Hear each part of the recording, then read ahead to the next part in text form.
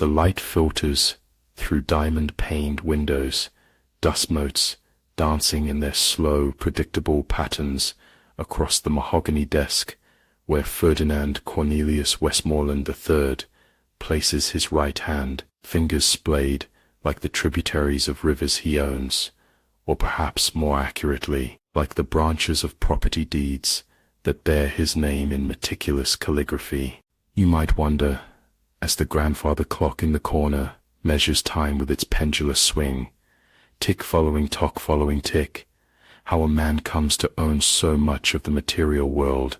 The answer unfolds like a map, creased and worn at the edges, yet still bearing the unmistakable imprint of ambition realized. In the summer of 1873, when the air hung heavy with possibility and the scent of rain-soaked earth, young Ferdinand, not yet 20, inherited his first parcel of land.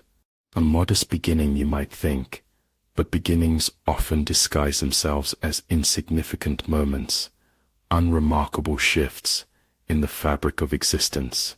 The land, 43 acres of rolling countryside in western Hampshire, came to him upon the death of an uncle twice removed, a man he had met precisely twice, once at a christening when Ferdinand was too young to form memories, and once at a Christmas gathering where the old man had smelled of tobacco and regret. The Hampshire property, with its stone cottage and meandering stream, might have remained nothing more than a pleasant country retreat, a footnote in the story of a life, had Ferdinand not noticed how the afternoon sun cast its golden light across the eastern meadow, illuminating the wild thyme that grew there in abundance.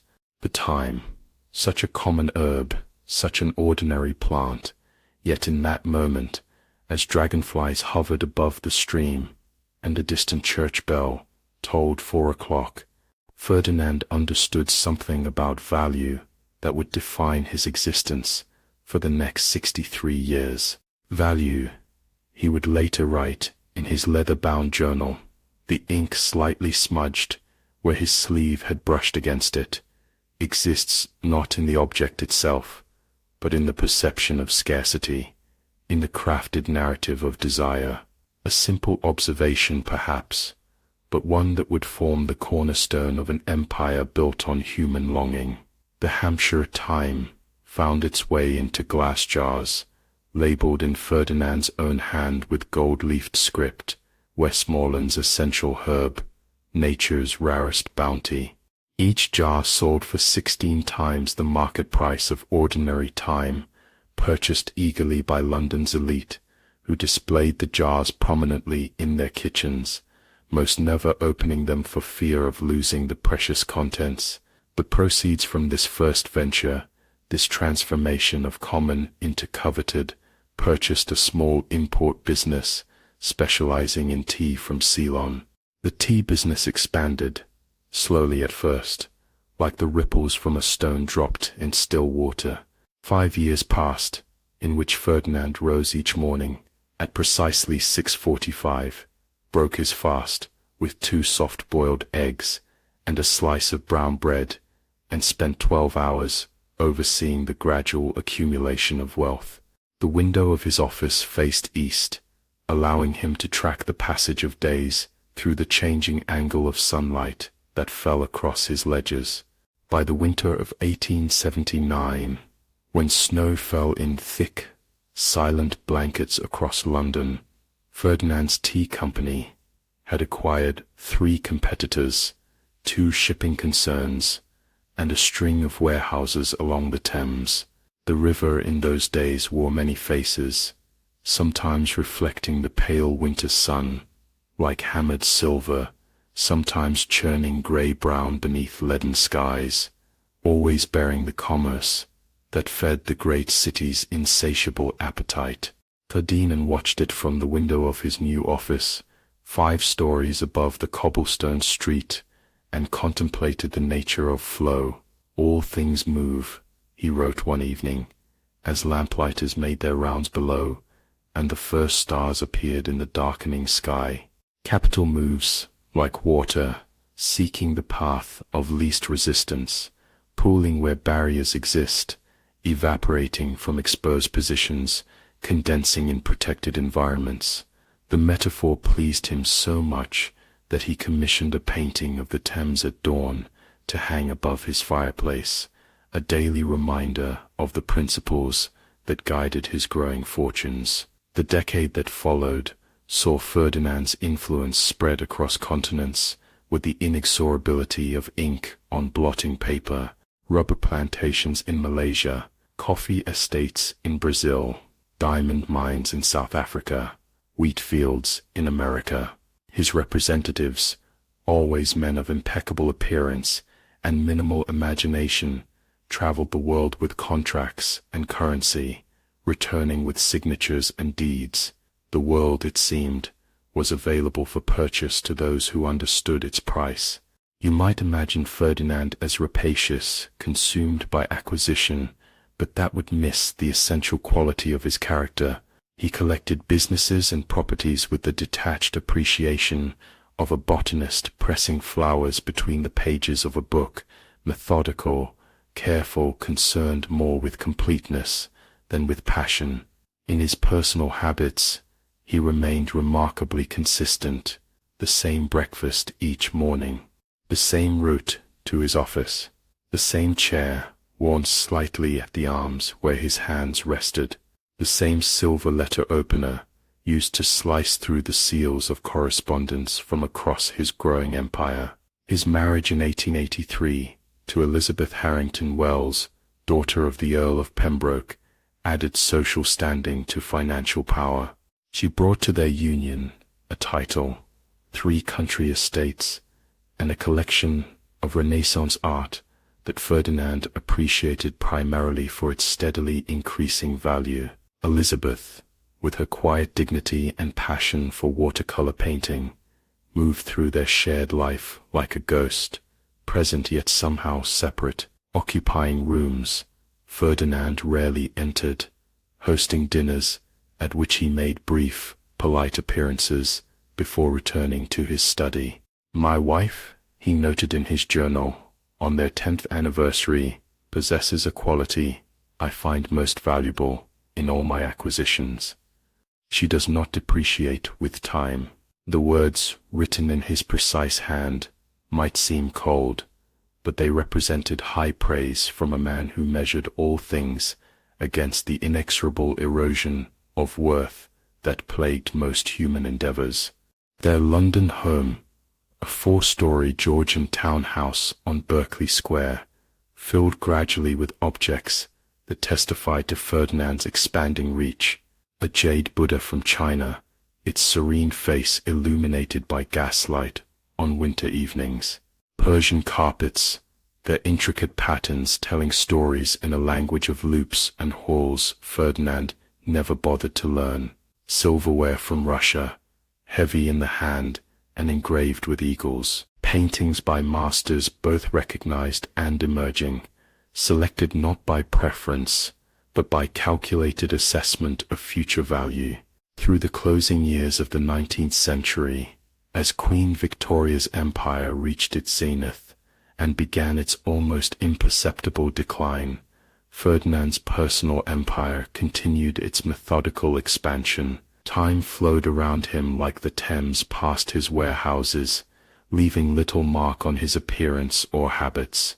His hair grayed at the temples, adding distinction rather than age. His posture remained impeccable, his handshake firm, his gaze direct and assessing. In 1897, during the Queen's Diamond Jubilee celebrations, when London thronged with visitors and the air hummed with patriotic music, Ferdinand stood at the window of his club on Pall Mall, watching the procession with mild interest. A fellow member, flushed with champagne and sentiment, clasped his shoulder and declared, "Magnificent display of power, wouldn't you say, Westmoreland?" Ferdinand, sipping his customary single glass of claret, considered the question with his usual precision. "Power," he replied, after a moment, "is rarely what is displayed. The true measure lies in what remains unseen. He gestured toward the banks and insurance companies that lined the street, their classical facades, solid and unchanging amid the temporary pageantry. Those buildings contain more real power than all the soldiers and ships in Her Majesty's service. The other man, momentarily sobered by this assessment, nodded thoughtfully before drifting away to find more congenial company. Ferdinand returned his attention to the parade, noting with professional appreciation how effectively the spectacle maintained the illusion of permanence, how skillfully it concealed the constant recalculation of advantage that underpinned all human systems. As the new century dawned, bringing with it electric lights and motorized carriages, Ferdinand adapted with characteristic composure. He was neither enthusiast nor opponent of progress, merely its clear-eyed assessor, an occasional beneficiary. When others spoke breathlessly of modern marvels, he nodded politely and quietly adjusted his investments to account for changing patterns of production and consumption.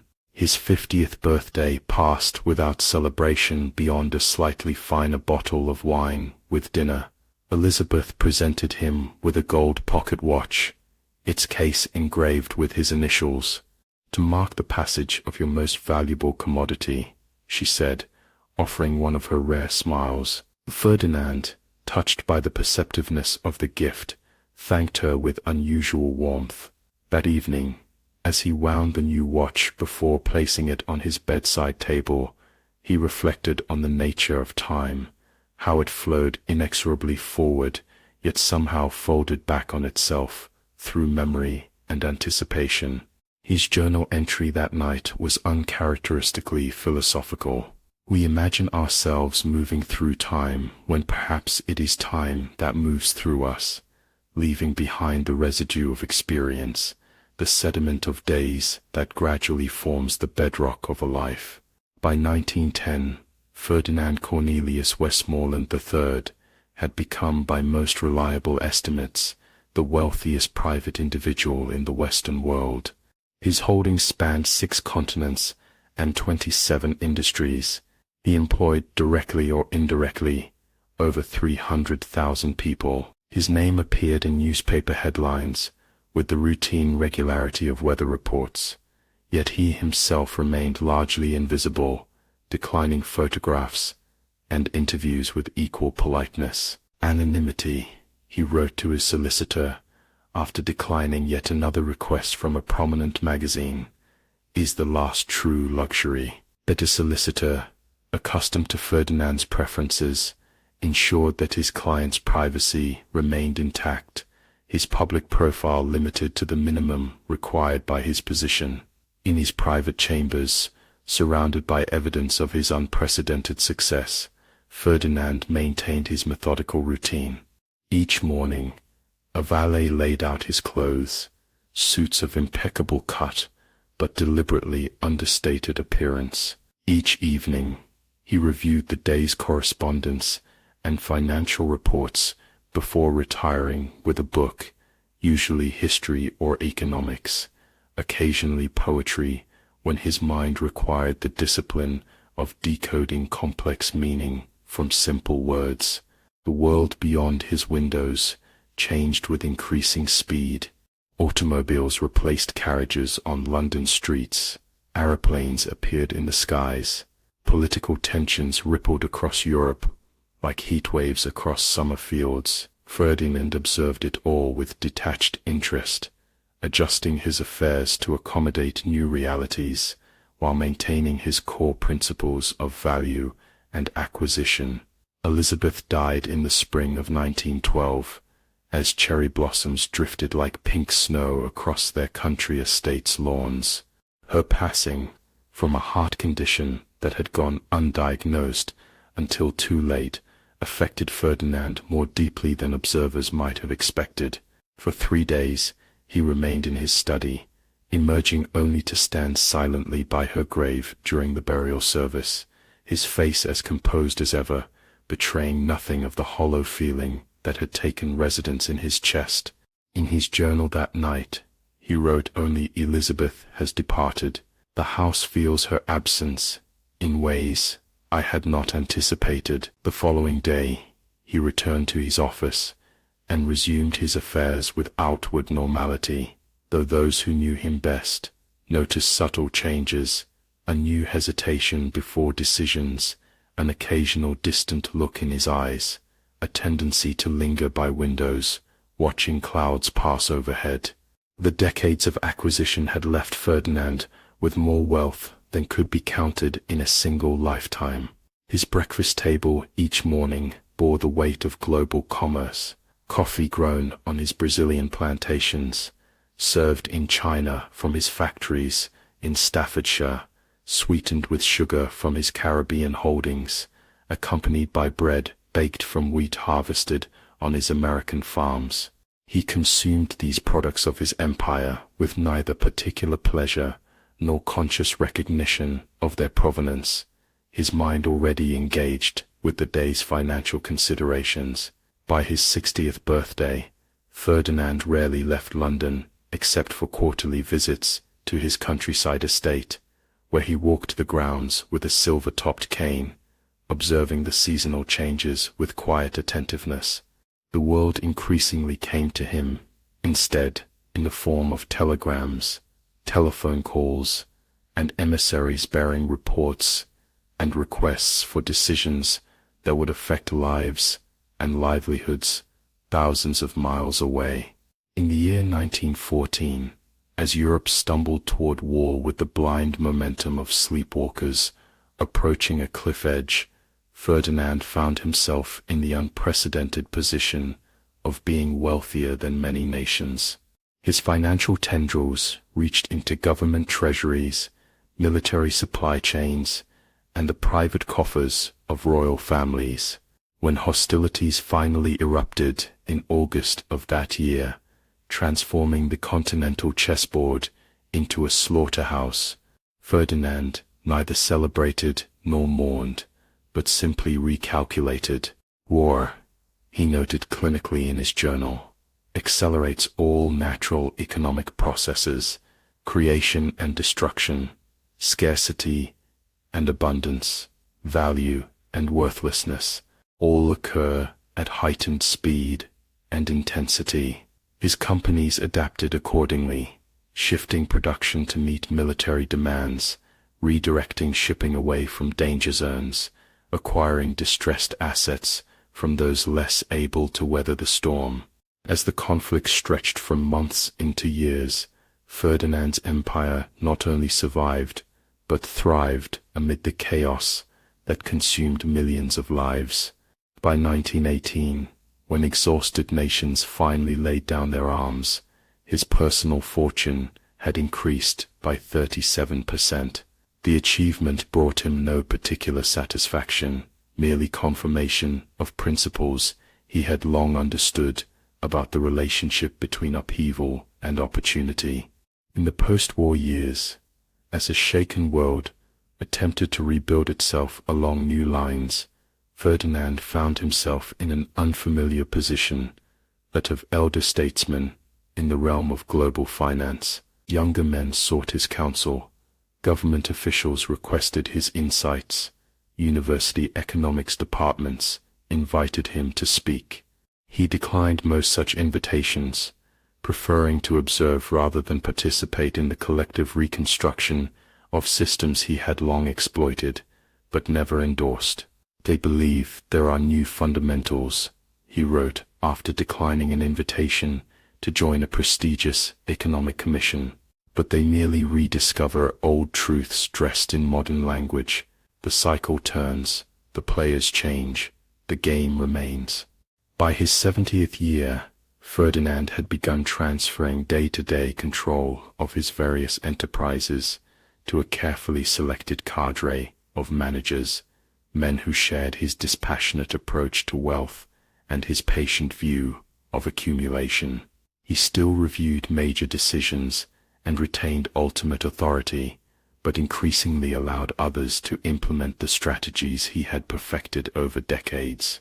His daily routine, adjusted to accommodate this partial withdrawal. Morning still began with the same breakfast, but now included an hour in his library, reading not for information but for the novel pleasure of curiosity. Afternoons often found him in art galleries or museums, observing with fresh interest the cultural artifacts his wealth could easily acquire, but whose true value, he was beginning to suspect, might lie outside the realm of ownership. In the autumn of 1923, on a day when fallen leaves scuttled along Berkeley Square like small, purposeful animals, Ferdinand sat at his desk reviewing the quarterly reports of his worldwide holdings. Rain tapped against the windows with gentle insistence, and the fire in the grate cast warm light across the Persian carpet. On his desk sat a stack of documents requiring his signature: property transfers, investment authorizations, corporate restructuring agreements, each representing another thread in the vast web of ownership he had spent a lifetime weaving.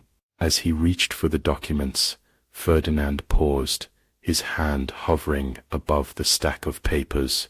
For a moment, uncharacteristic doubt flickered across his mind, not about the transactions themselves, but about the purpose behind the endless acquisition they represented. The feeling passed quickly, replaced by his habitual clarity of purpose. He reached for his fountain pen, uncapped it with practiced precision, and began the methodical process of signing his name to power. And so we find him, at the height of his influence, the man who owned everything, yet possessed curiously little, sitting at his mahogany desk, as afternoon light fades, and London prepares for evening. His empire stretches across continents, his name synonymous with wealth, his signature capable of altering the economic landscape with a few flourishes of ink. Ferdinand Cornelius Westmoreland III, 71 years old, master of global finance, about to encounter the most mundane yet consequential moment of his long and calculated life. The grandfather clock measures time with unchanging rhythm, tick following tock, following tick, as outside, the first street lamps flicker to life against the gathering dusk. Paper, when you consider it carefully in the fading light of a London afternoon, represents humanity's most profound paradox: fragility and permanence, intertwined like lovers who cannot bear separation. Consider the sheet that now rests beneath Ferdinand Cornelius Westmoreland III's manicured hand, cotton fiber pressed into delicate submission, transformed from plant to pulp to power through processes refined over centuries. This particular sheet, watermarked with the insignia of the Royal Bank of England, carries the weight of authority in its translucent fibers, its very substance, a metaphor for the constructed nature of value. Ferdinand's world, for all its solid-seeming assets, the mines and plantations, the factories and shipping fleets, the urban real estate and rural holdings, exists primarily on paper. The steel-hulled vessels that carry his goods across oceans belong to him only through certificates stored in leather portfolios. The towering office buildings that bear his company name stand on foundations of deeds and titles. Even the gold that accumulates in his various accounts maintains its connection to him solely through ledger entries, those methodical rows of figures that translate material wealth into abstract ownership. This paper kingdom, this empire of ink and signatures, spreads across Ferdinand's desk in neatly organized stacks. To his right, legal documents awaiting review, contracts drafted by solicitors whose expertise lies in translating possession into precise language. To his left, financial statements, the monthly blood tests of his corporate bodies, measuring the flow of capital through their intricate circulatory systems. Before him, correspondence from his far-flung managers, reports from the front lines of acquisition and administration, each page a dispatch from territories conquered, not by force of arms, but by force of capital. In the year 1923, paper dominated human affairs more completely than any emperor had ever controlled his territories. From birth certificates to death warrants, from currency to contracts, from love letters to declarations of war, paper carried the imprint of human intention across time and space with unmatched efficiency. Those who mastered its potentials, who understood its properties and protocols, wielded influence disproportionate to their physical presence in the world. Ferdinand, over his 7 decades of existence, had achieved perhaps the most complete mastery of paper's power of any individual in history. His signature, those 13 letters formed with unwavering precision, could redirect rivers of money, could transfer mountains of resources, could alter the daily activities of thousands of human beings with the casual authority of a divine decree, the true measurement of a modern man. He had once written in his journal during a reflective evening, "Is not what he physically possesses, but what he legally controls." This insight, arrived at early in his career, had guided his approach to empire building. While others sought the satisfaction of direct ownership, the ability to walk their lands or touch their machinery, Ferdinand focused on the abstract architecture of control, the paper frameworks that conferred influence without requiring presence. His library contained a collection of historical contracts and legal documents that he valued more highly than the first editions and rare manuscripts other wealthy men coveted. A land grant signed by Queen Elizabeth I, a charter for the East India Company, the original deed to a New York property, now worth millions. These yellowing sheets, their ink faded but still legible, represented to Ferdinand the true treasures of civilization, the moments when human imagination had transformed the physical world through the magic of mutual agreement. On this particular autumn afternoon, as rain streaked the windows of his study and the fire cast shifting shadows across the carpet, Ferdinand contemplated a new addition to his paper empire. Before him lay the final documents for the acquisition of a struggling Argentine cattle ranch, 50,000 acres of prime grazing land available at a fraction of its potential value due to the owner's gambling debts and the country's temporary economic distress. The transaction, like most in Ferdinand's world, involved no direct communication between buyer and seller. Layers of intermediaries, bankers, lawyers, agents, had negotiated terms, conducted inspections, prepared documents. Ferdinand himself had never seen the property, would likely never visit it, yet within moments it would join his global collection, another tile in the vast mosaic of his ownership. He reached for his fountain pen, a waterman crafted from black hard rubber with gold trim, filled each morning by his secretary with ink, specially formulated to resist fading. The pen's weight felt familiar in his hand, the tool with which he had signed his name tens of thousands of times, each signature extending his influence a little further into the world.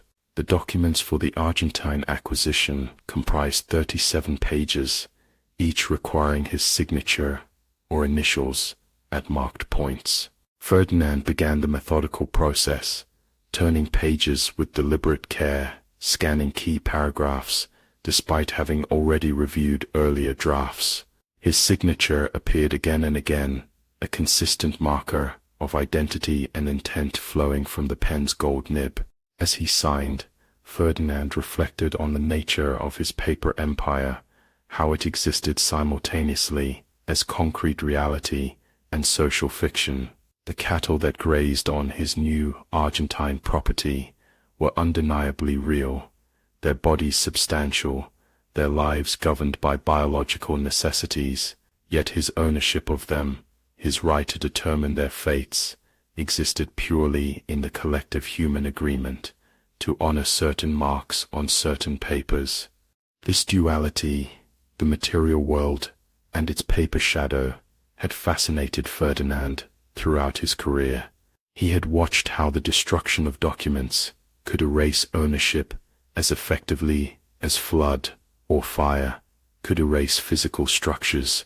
He had observed how the creation of new papers, stock certificates, currency, bonds, could generate wealth seemingly from nothing, conjuring resources through the alchemy of collective belief.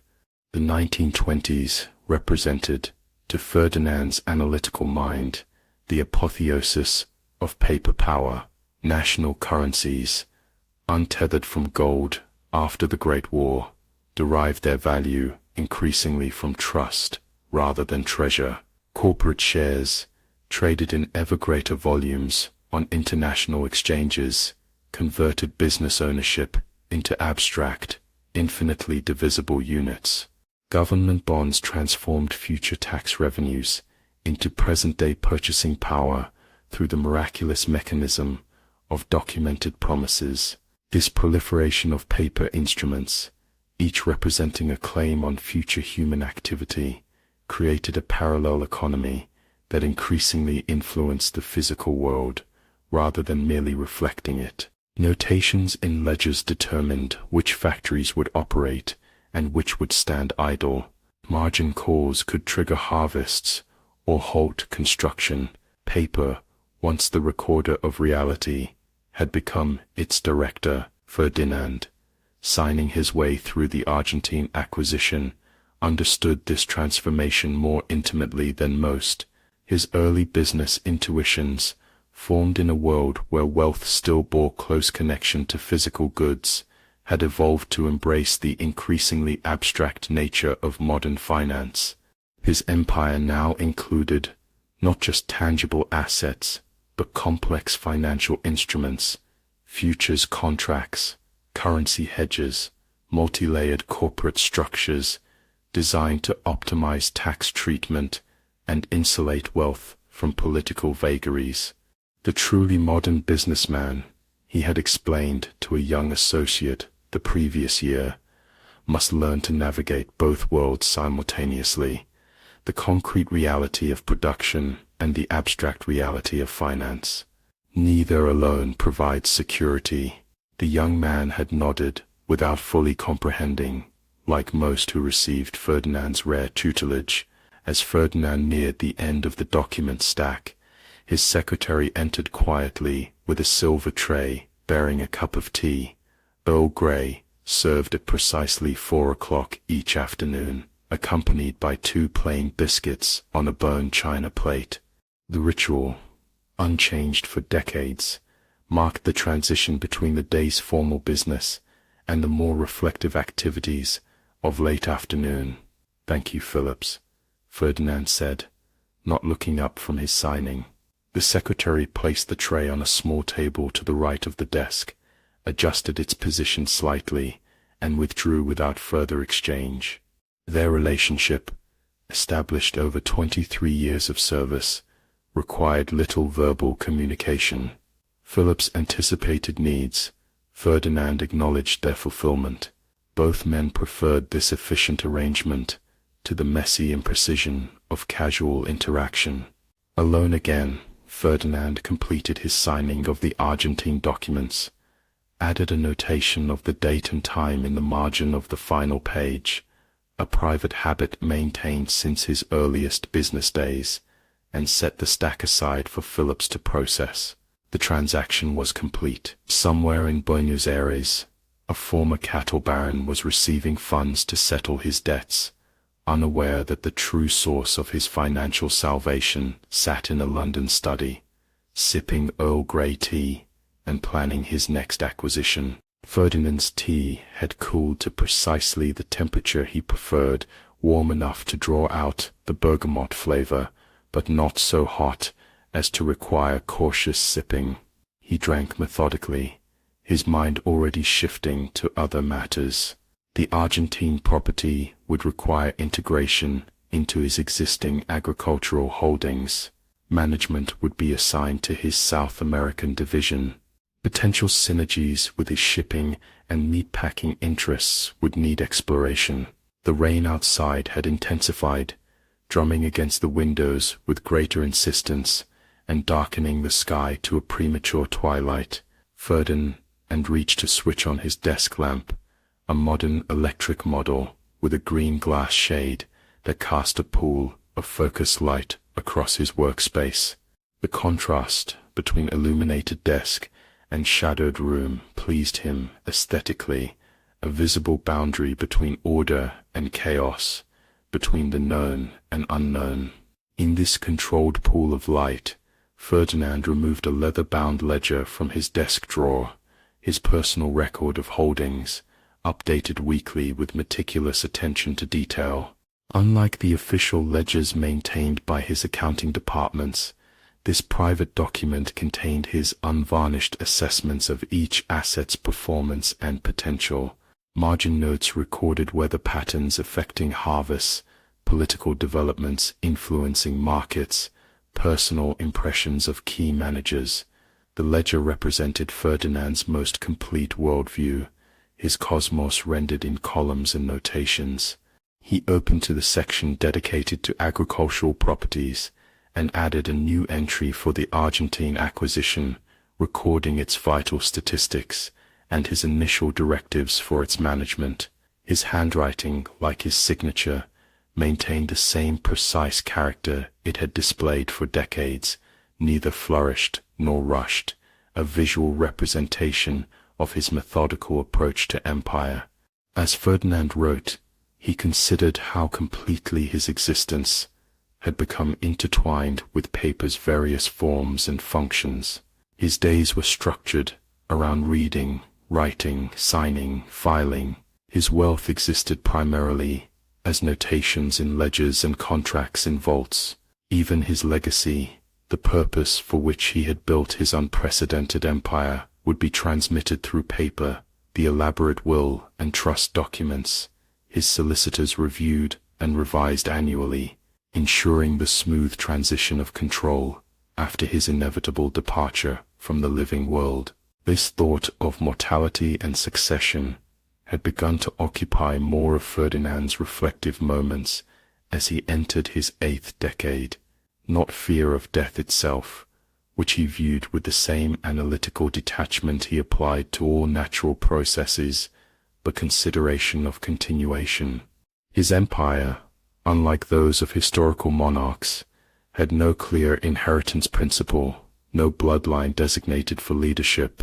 Ferdinand and Elizabeth had produced no children, a circumstance that had evolved from initial disappointment to eventual acceptance to current advantage. Instead, Ferdinand had constructed a paper solution to the succession challenge. His ownership would transfer upon his death to a carefully structured trust, its trustees selected for their alignment with his values and vision. The trust documents, comprising over 600 pages of detailed instructions and contingencies, represented perhaps the most complete attempt in history to project an individual's will beyond the grave through the medium of paper. "I am creating a commercial afterlife," he had explained to his chief solicitor when reviewing the trust's latest revision. "Not immortality of the soul, which remains beyond human engineering, but immortality of intention, the continuation of my directive force through institutional means." The solicitor, accustomed to wealthy clients' fear of relinquishing control, had nonetheless been impressed by the scope and detail of Ferdinand's posthumous planning. The rain continued its percussive performance against the windows as Ferdinand completed his ledger entry and returned to his cooling tea. The biscuits, plain shortbread, free from the excessive sweetness he considered vulgar, provided simple sustenance rather than pleasure. Ferdinand ate methodically, brushing crumbs from his fingertips with a linen napkin between bites. His afternoon ritual continued with a review of the day's financial news, as reported in several newspapers and market bulletins. These publications, with their columns of numbers and market analyses, represented another dimension of his paper kingdom, the public narrative of commerce, the consensual reality of value determined through countless individual decisions amalgamated into trends and patterns. Ferdinand read with practiced efficiency, extracting relevant information while disregarding the journalistic embellishments designed to create drama from data. Market fluctuations, currency movements, commodity prices, these statistical ripples across the surface of global commerce revealed deeper currents to those who knew how to interpret them. Ferdinand had developed this interpretive skill to an unprecedented degree, allowing him to position his vast holdings advantageously as economic winds shifted. The financial publications joined a growing stack of paper on the right side of his desk, information consumed, processed, and incorporated into his worldview. In Ferdinand's system, nothing was ever truly discarded. Old newspapers and market reports were archived by his staff, creating a reference library of economic history that could be consulted when patterns recurred or anomalies required investigation. This archival impulse extended beyond financial data. Ferdinand maintained repositories of correspondence, legal documents, property records, and technical specifications related to his global enterprises. Warehouse spaces in London, New York, and Singapore housed these paper records in climate-controlled conditions, their contents indexed and cross-referenced according to systems of Ferdinand's own design. Information. He had once instructed a young man, hired to manage these archives, decays more slowly than memory, but more quickly than we prefer to acknowledge. Proper storage is not merely organizational, but preservational, a battle against time's erosive force. The young man, initially believing he had accepted a clerical position, gradually realized he served as a custodian of empire, a guardian of the paper foundation upon which Ferdinand's wealth rested. As evening approached, Ferdinand completed his review of financial publications and turned his attention to a different category of paper, personal correspondence. Unlike many men of his position, who delegated such communications entirely to secretaries, Ferdinand maintained direct contact with a small circle of global connections, fellow industrialists, financial innovators, occasional political figures whose intelligence he respected. These relationships, conducted almost exclusively through written exchange rather than personal contact, provided him with perspectives and insights unavailable through official channels. Today's correspondence included a letter from a Japanese industrialist describing social changes following the Great Kanto earthquake, a Swiss banker's analysis of Central European currency movements, and an American automobile manufacturer's reflections on mass production techniques. Ferdinand read each with careful attention, making marginal notes where information connected to his existing knowledge or suggested potential opportunities.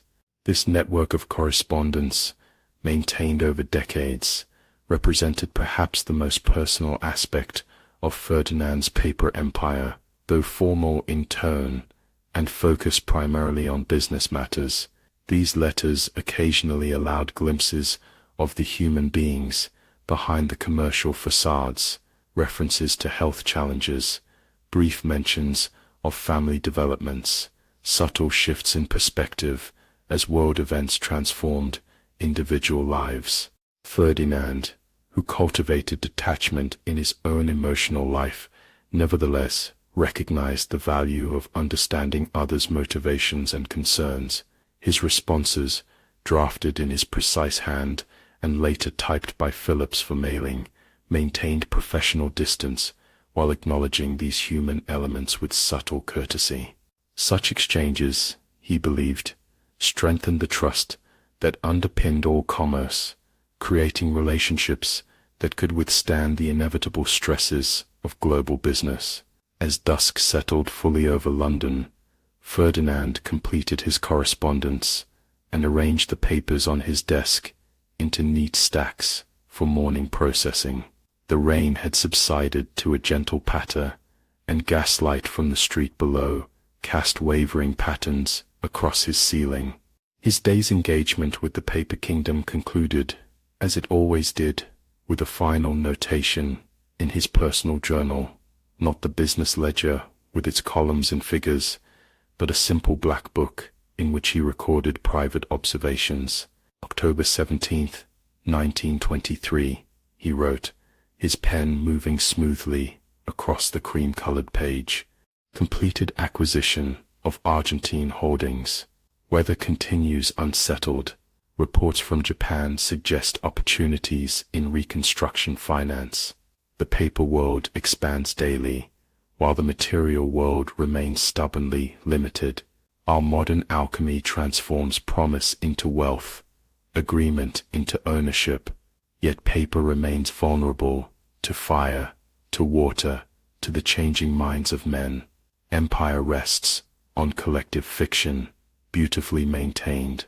Ferdinand closed the journal, capped his pen, and rose from his desk with the deliberate movement of a man who has sat in the same position for many hours. Outside his window, London continued its evening activities, motor cars passing with headlamps illuminated, pedestrians hurrying with umbrellas tilted against the lingering drizzle, shops beginning to close for the night. The city's rhythm continued independently of his observations, just as the global commerce he influenced flowed regardless of his direct attention. Tomorrow would bring new papers, reports to review, decisions to document, agreements to formalize. The cycle would continue, adding incrementally to the vast architecture of ownership and control that Ferdinand had constructed over his lifetime. Paper upon paper, signature upon signature, the empire grew not through dramatic conquest, but through the patient accumulation of documented authority. Ferdinand stood at his window for a moment, watching the interplay of light and shadow across Berkeley Square. The trees, nearly bare of leaves now, as autumn deepened toward winter, stood like sentinels around the darkened garden at the square's center. How different their existence from his own, rooted in place, directly engaged with sun and soil and season, their growth and decline plainly visible to any observer. His own empire, by contrast, remained largely invisible, a construct of legal relationships, financial obligations, and property rights that existed primarily in the abstract realm of agreement and record. Yet this invisible empire influenced the visible world in countless ways, directing the flow of resources, the application of human labor, the transformation of natural materials into marketable goods. The paradox pleased Ferdinand's philosophical temperament, how something as insubstantial as paper could exert such profound influence over the substantial world, how marks made with ink could determine the fates of forests and fields, the operations of factories, the movements of ships across oceans, how the entire elaborate structure of modern commerce rested ultimately on collective willingness to honor these marked papers, to agree that they represented something beyond their physical substance. As he turned from the window to prepare for his evening meal, Ferdinand's mind lingered on this relationship between paper and power. His lifetime had witnessed the increasing abstraction of wealth, from physical gold to banknotes, to ledger entries, to complex financial instruments that existed only as conceptual relationships. Each step removed value further from tangible reality, building an ever more elaborate superstructure of agreement and trust. This process had benefited Ferdinand enormously, allowing him to extend his influence far beyond the limitations of physical presence. Yet he recognized, with characteristic clarity, the inherent fragility of such arrangements. Paper burned, ink faded, agreements could be broken, trust, once lost, proved difficult to restore. The entire elaborate ecosystem of modern finance, upon which his empire depended, required constant maintenance of these delicate mechanisms. Ferdinand descended the staircase to the dining room, where his staff had prepared his customary evening meal, simple fare, served on fine china, a single glass of wine poured from a carefully selected bottle. He ate alone, as had become his habit since Elizabeth's passing, occasionally glancing at the evening newspaper propped on a silver stand beside his plate. The newspaper, like every element of Ferdinand's paper kingdom, served multiple functions simultaneously. It provided information about world events, filtered through editorial perspective. It delivered market data and commercial announcements. It offered a window into the preoccupations and priorities of the broader society in which his business operations existed. And it reminded him, through its daily production and distribution cycle, of the temporary nature of all human affairs, today's urgent headline becoming tomorrow's forgotten detail. After dinner, Ferdinand retired to his library, a high-ceilinged room lined with leather-bound volumes, arranged by subject and chronology. Unlike some wealthy collectors who acquired books primarily for display, Ferdinand maintained his library for use. The volumes bore evidence of reading, marginal notations, occasional dog-eared pages, ribbons marking passages of particular interest. The book he selected this evening, a recently published economic analysis of post-war European recovery, joined him in his favorite leather chair positioned near the fireplace, as a servant added another log to the fire, casting momentary sparks up the chimney. Ferdinand opened the volume to where he had left off the previous night, resuming his methodical progress through its arguments and data. This, too, represented an aspect of his paper kingdom, the accumulated knowledge and analysis of specialists, transformed through printing into distributable wisdom. Ferdinand valued such books not for their physical beauty or rarity, but for their content, for the perspectives they added to his understanding of the complex systems he navigated and influenced. As the clock on the mantelpiece marked the passing hours with soft chimes, Ferdinand read with his characteristic focus, occasionally making notes on a small pad kept beside his chair. Outside, London settled into its nighttime rhythm, the sounds of traffic diminishing, the intervals between passing footsteps lengthening.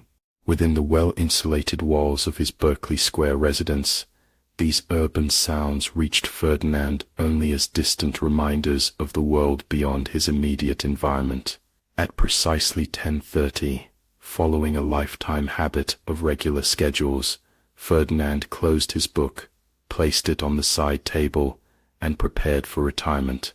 His bedchamber, like all his personal spaces, reflected his preference for quality without ostentation, fine materials in subdued colors, furniture selected for function rather than fashion, art chosen for its ability to sustain long acquaintance rather than provoke immediate reaction. His nighttime routine, like his daytime activities, followed established patterns, specific preparations, in specific order, clothing arranged for morning use. A final glance at his pocket watch before placing it on the bedside table, a moment of reflection as he adjusted the bed covers and extinguished the lamp. In darkness, as he waited for sleep, Ferdinand often found his mind returning to the paper foundation of his existence, to the delicate balance between substance and symbol that characterized modern wealth. Tonight, perhaps influenced by the steady rain that had accompanied the day, he considered the vulnerability of paper to water, how quickly it could be transformed from repository of value to worthless pulp by enough moisture. The thought extended metaphorically to other vulnerabilities in his carefully constructed empire. Just as water threatened paper's integrity, certain forces threatened the systems of agreement and trust upon which his wealth depended. Political instability could undermine contracts. Currency manipulation could erode stored value. Social unrest could disrupt production and transport networks. Ferdinand had insulated himself against these risks through diversification, geographical, sectoral, instrumental. His holdings spanned continents and industries. His wealth existed in multiple forms and currencies. His influence extended into the political and social realms through carefully managed relationships and strategic philanthropy. Yet he recognized, with the clear-eyed assessment that characterized his approach to all matters, that no system of human design achieved perfect security. Risk could be managed, distributed, hedged against, but never eliminated entirely. The Paper Kingdom, for all its elaborate architecture and exponential growth, retained the fundamental vulnerability of all human constructs, dependence on continued collective agreement about its meaning and value. This philosophical recognition, rather than causing anxiety, actually soothed Ferdinand towards sleep. He had built his empire with full awareness of its conditional nature, its dependence on the complex web of social agreements that constituted modern civilization. That these agreements had held through wars, revolutions, and economic disruptions testified to their resilience, to humanity's deep investment in maintaining the systems that enabled complex cooperation. As consciousness faded toward dreams, Ferdinand's last coherent thoughts traced connections between the papers that documented his empire, from the Argentine cattle ranch acquisition, signed that afternoon, to the global network of contracts, deeds, and agreements that defined his relationship to the material world. Each document represented a node in this vast web, each signature an assertion of his place within the social architecture of ownership and control. In sleep, Ferdinand's mind continued to process these patterns, transforming conscious analysis into fragmentary images, rivers of ink flowing across landscapes, libraries with endless shelves, paper birds taking flight from open ledgers. These dream symbols, unburdened by waking logic, explored the emotional dimensions of his paper kingdom, its beauty, its fragility, its fundamental strangeness as a human invention. Morning arrived with pale October sunlight filtering through a gap in the heavy curtains. Ferdinand woke, as he did each day, with immediate clarity, no gradual transition from sleep to awareness, but a sharp delineation between states. He glanced at his pocket watch, confirmed the time matched his internal clock, and began his day with characteristic efficiency. Freshly shaved and dressed, he descended to breakfast, where the morning newspapers awaited, alongside his customary meal. The papers, London dailies, financial journals, selected international publications, represented the first wave of his daily engagement with the paper kingdom. Their contents would influence markets, shape perceptions, create opportunities or obstacles for his various enterprises.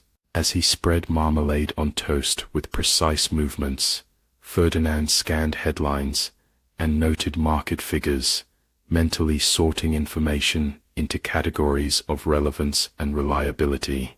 The previous day's rain had cleared, leaving London washed clean beneath a pale blue sky visible through the dining room windows.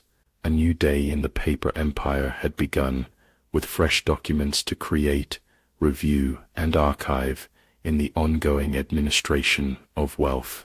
After breakfast, Ferdinand proceeded to his study, where Phillips had arranged the day's most pressing papers in order of priority on his desk. The Argentine acquisition documents, signed the previous afternoon, had already been processed, copies dispatched to appropriate parties, records updated, instructions transmitted to managers. New matters awaited his attention: a shipping company experiencing labor difficulties, a mining operation requiring capital investment, a banking relationship in need of renegotiation. Ferdinand settled into his chair, adjusted its position slightly, and reached for his pen, the instrument that connected his intention to the paper world. As he uncapped it, preparing to make the day's first mark on the waiting documents, he experienced a moment of heightened awareness of the ritual nature of his actions. This gesture, pen touching paper, had built an empire that spanned the globe, had transformed a comfortable inheritance into unprecedented wealth, had extended his personal will across distances he would never physically traverse.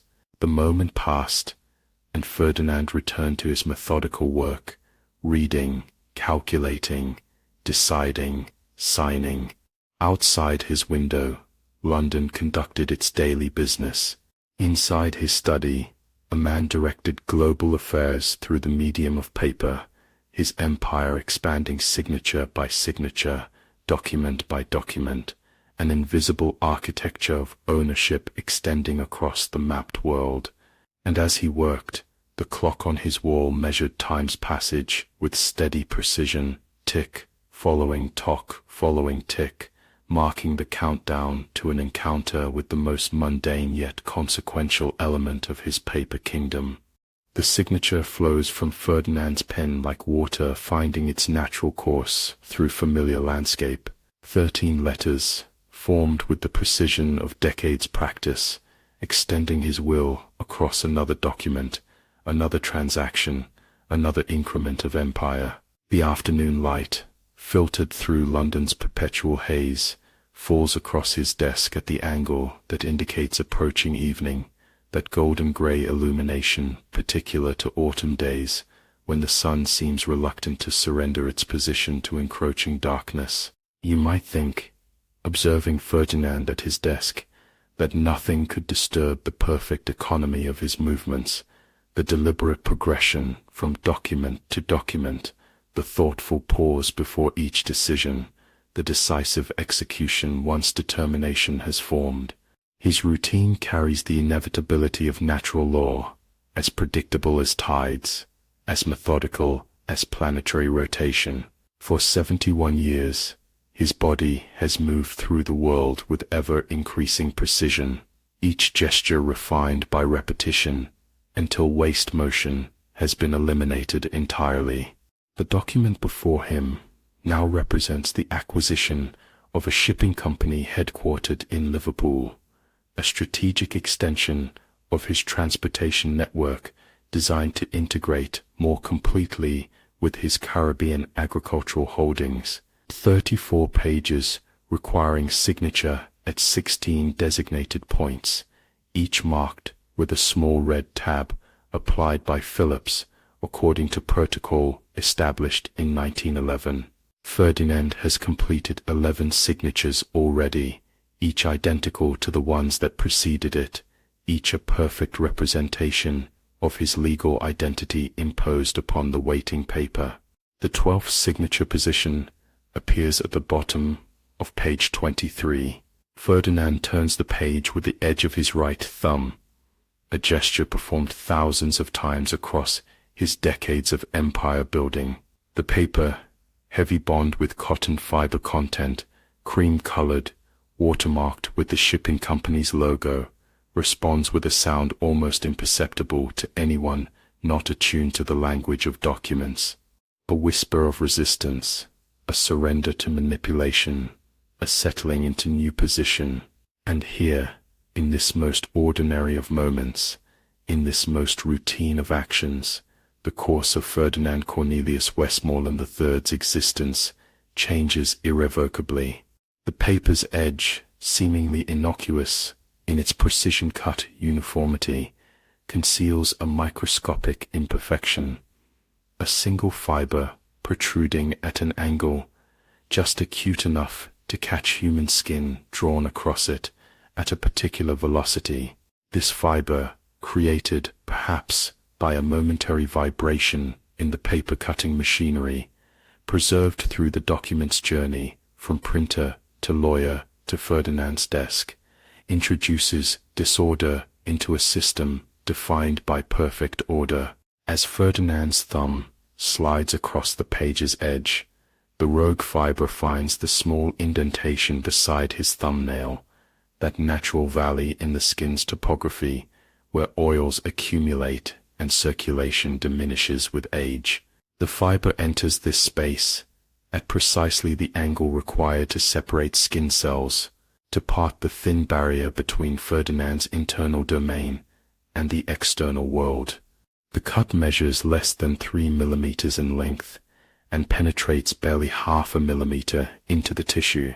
On a younger man, the minor injury would trigger immediate inflammatory response, a rush of blood containing antimicrobial agents, platelets clustering to form protective barrier, immune cells mobilizing to neutralize potential invaders.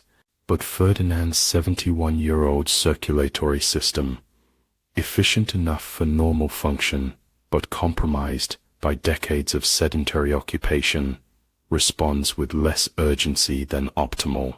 Ferdinand himself barely registers the insult to his person, a momentary sensation, not quite pain, more an awareness of irregularity, flickers at the edge of his consciousness before being dismissed as irrelevant.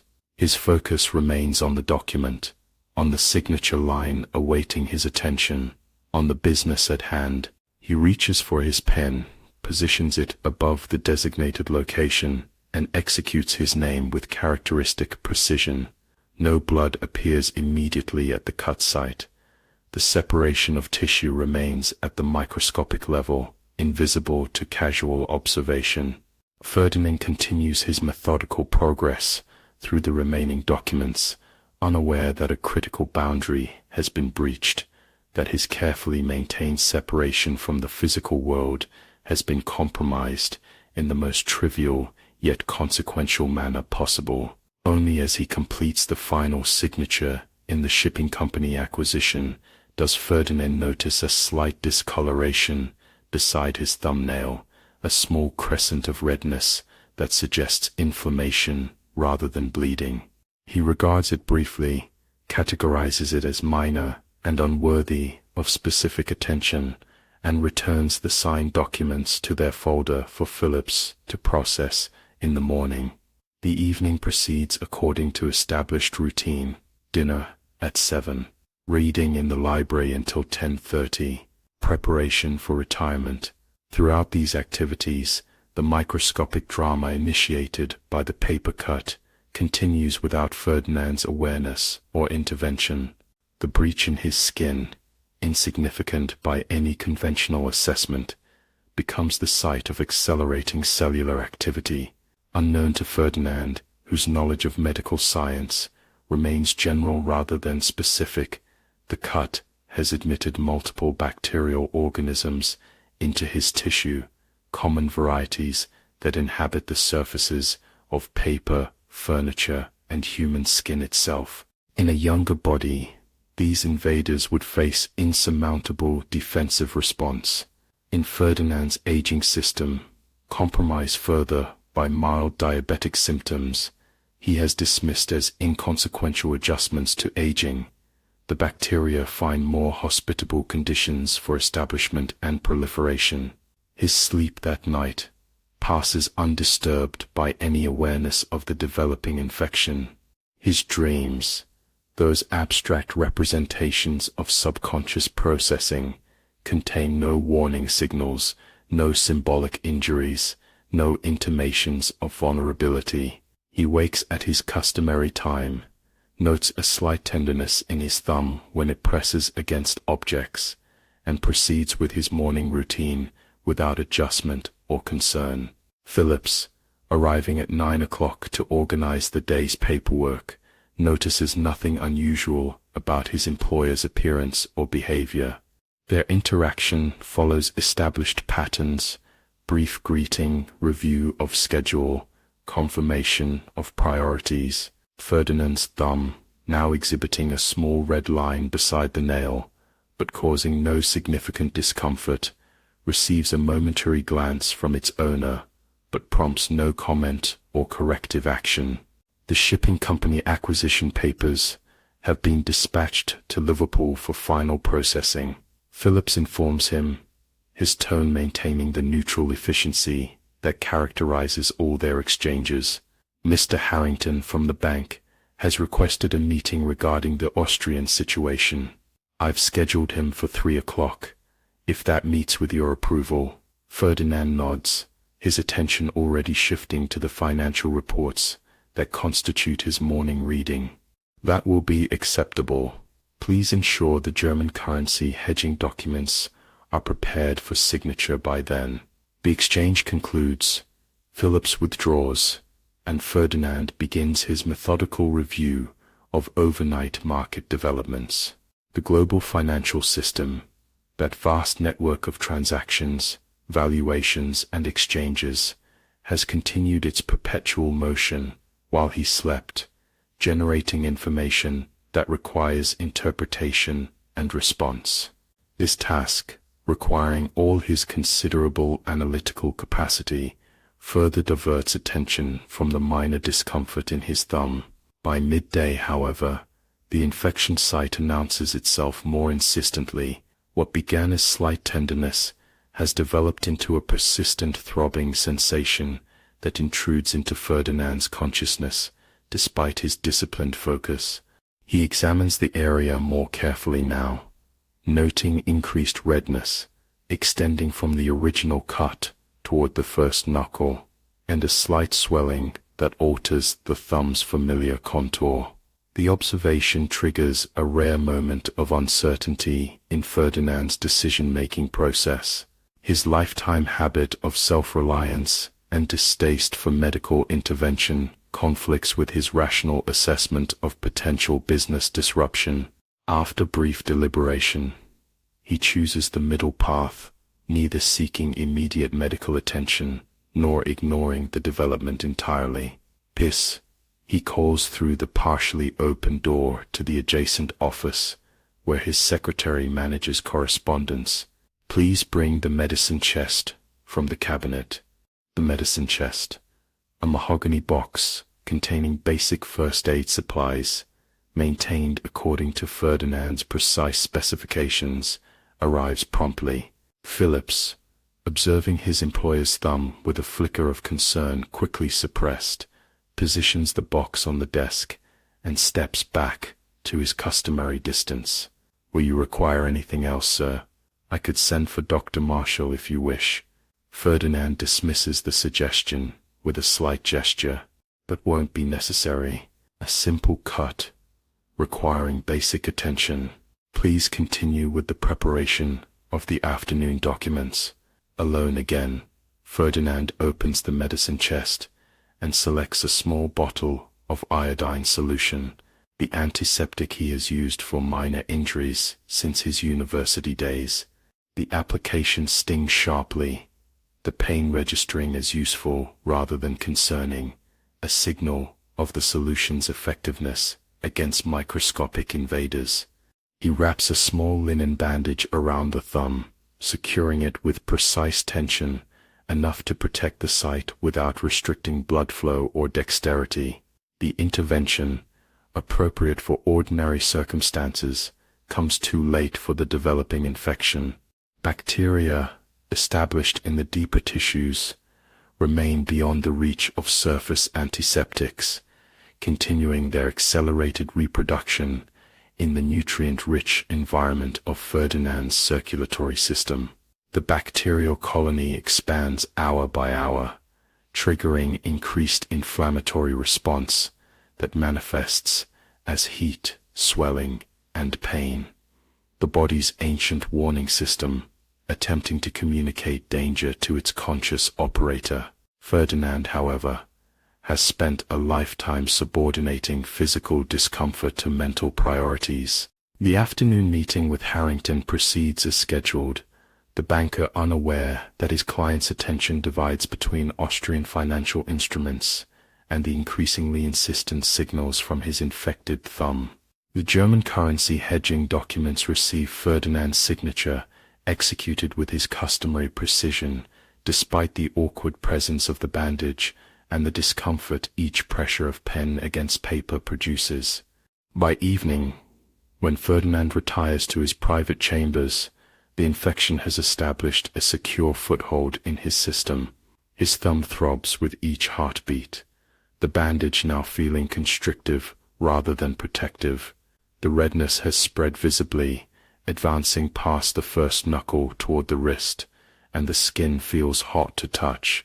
These symptoms, readily recognizable to medical professionals as indicators of advancing infection, register in Ferdinand's assessment as inconveniences to be managed rather than warnings requiring response. He removes the bandage, applies fresh iodine despite the intense pain it produces, and rewraps the thumb with a clean dressing. The mirror in his bathroom reflects an image at odds with his internal experience. A composed man performing routine self-care, betraying no sign of the increasing distress signals his nervous system transmits. This disparity between external presentation and internal reality has characterized Ferdinand's existence for so long that its extreme manifestation in this moment seems merely an extension of established pattern. Sleep proves elusive that night. The throbbing in his thumb demands attention, disrupting Ferdinand's customary ability to transition promptly from wakefulness to unconsciousness. He lies in darkness, monitoring the pulses of discomfort that synchronize with his heartbeat, analyzing their intensity and duration with detached curiosity. Even in this intimate encounter with his own vulnerability, Ferdinand maintains the observer's perspective, cataloging symptoms rather than experiencing them directly, maintaining separation between self and sensation. When sleep finally arrives near midnight, it comes as fragmented intervals rather than continuous rest. Dreams intrude with unusual vividness, images of rushing rivers, of papers floating on turbulent waters, of ink spreading across pristine surfaces. His unconscious mind, more attuned to bodily warnings than his waking intellect, attempts to translate infection into metaphor, to render visible the invisible, invisible invasion occurring within his flesh. Morning arrives with fever, a systemic response to infection that Ferdinand experiences as simultaneous chills and internal heat. The paradoxical sensations disrupt his precise morning routine, introducing uncharacteristic hesitations and inefficiencies. His hand trembles slightly as he attempts to fasten shirt buttons. Perspiration appears on his forehead, despite the moderate temperature of his bedchamber. The reflection in his mirror shows unusual pallor beneath his customary composure. For the first time in decades, Ferdinand considers altering his schedule, perhaps delaying his appearance at the office, allowing himself additional recovery time. The thought, so contrary to his lifelong habits, indicates the severity of his condition more accurately than any physical symptom. Yet his decision-making calculus, shaped by 71 years of prioritizing obligation over comfort, produces the familiar conclusion. Routine will be maintained, business will proceed. Physical limitations will be accommodated, but not surrendered to. Phillips, arriving to find his employer already at his desk, observes the changes immediately: the unusual color of Ferdinand's complexion, the careful way he handles documents with his right hand, the bandage now visibly inadequate to cover the spreading redness of infection. Years of professional detachment prevent direct comment, but he adjusts his approach accordingly. "Perhaps I might organize today's most essential documents for review, sir, and postpone the less urgent matters until tomorrow." The suggestion comes framed as efficiency rather than accommodation, respecting Ferdinand's known resistance to acknowledgement of physical limitation. Ferdinand considers briefly, then inclines his head in acceptance, the closest he will come to admitting compromise capacity. A sensible prioritization. "Phillips, please arrange it so." The morning passes, in reduced but continued activity. The Ferdinand reviews financial reports, dictates correspondence, receives updates on global operations. His fever fluctuates, sometimes receding enough to allow clear thought, sometimes intensifying until words on pages blur and concentration fragments. The infection in his thumb has now spread visibly into his hand, the skin reddened and swollen from knuckles to wrist, the pain a constant presence, demanding increasingly unsustainable efforts to ignore. At noon, when Phillips would ordinarily bring lunch to be consumed at the desk during continued work, Ferdinand makes an unprecedented request. "I believe I will return home to rest for the remainder of the day. Please have the motor car brought around." The secretary, masking alarm beneath professional composure, responds with immediate efficiency. "Of course, sir. Shall I telephone Dr. Marshall to meet you at the residence?" Ferdinand hesitates, the decision threshold between self-reliance and medical intervention finally approaching his conscious consideration. A lifetime of stoicism weighs against the increasingly undeniable evidence of serious illness. After a moment that stretches beyond his customary decisiveness, he concedes with minimal acknowledgement. "Yes, I suppose that would be prudent." The journey from office to Berkeley Square residence, normally a 20-minute drive through London traffic, passes in a haze of semi-awareness for Ferdinand. The fever has intensified, bringing with it the cognitive disconnection that accompanies elevated body temperature. Buildings and streets blur together outside the motor car's windows. Time compresses and expands unpredictably. His infected hand throbs in rhythm with the vehicle's motion over cobblestones. Marshall, alerted by Phillips's urgent but carefully modulated telephone call, arrives at the residence shortly after Ferdinand. The physician, a dignified man in his 60s who has attended the Westmoreland household since Elizabeth's time, brings to his examination both medical expertise and diplomatic sensitivity to his patient's discomfort with attention to physical matters. "I understand you've sustained an injury to your hand," he begins, after Ferdinand has been settled into a chair in his bedroom. "May I examine it?" Ferdinand extends his arm with reluctance, betrayed only by the slightest hesitation. The bandage, removed by the doctor with gentle precision, reveals what clinical terminology would describe as advanced cellulitis, an aggressive soft tissue infection spreading visibly through the hand. The original cut remains visible as a small line beside the thumbnail, its insignificance in stark contrast to the extensive inflammation it has generated. Dr. Marshall's expression remains professionally neutral, but his subsequent questions carry increased urgency beneath their conversational delivery. "When did this injury occur? Have you experienced fever or chills? Any unusual fatigue or confusion?" Ferdinand answers with characteristic precision, despite his increasing discomfort. "The cut occurred 2 days ago. Fever began this morning. Some difficulty concentrating in recent hours." The exchange maintains the form of ordinary conversation while conveying information whose medical implications diverge dramatically from the casual tone. The examination concludes with Dr. Marshall's carefully phrased assessment. "You've developed a significant infection that requires immediate treatment. I recommend transfer to hospital for administration of intravenous medication and possible surgical intervention." In Ferdinand's lifetime of calculated decisions and controlled circumstances, this recommendation represents an unprecedented disruption, a surrender of autonomy, an admission of the body's authority over the will. His resistance manifests not as direct refusal but as negotiation. "Surely treatment could be administered here, where I might continue to manage essential business matters." The doctor, experienced in navigating the intersections of medical necessity and patient resistance, particularly among powerful men, accustomed to directing rather than following, maintains firm insistence beneath respectful tone. The infection has progressed to a point where hospital resources are essential for effective treatment. Delay increases risk significantly.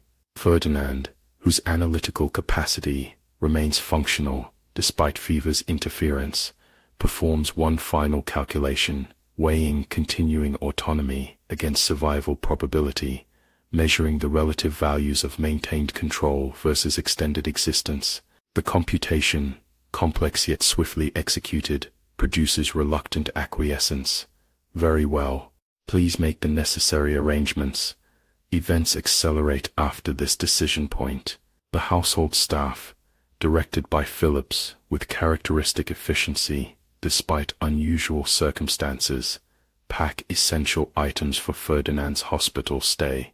A telephone call to the private medical facility, preferred by London's elite, secures immediate admission.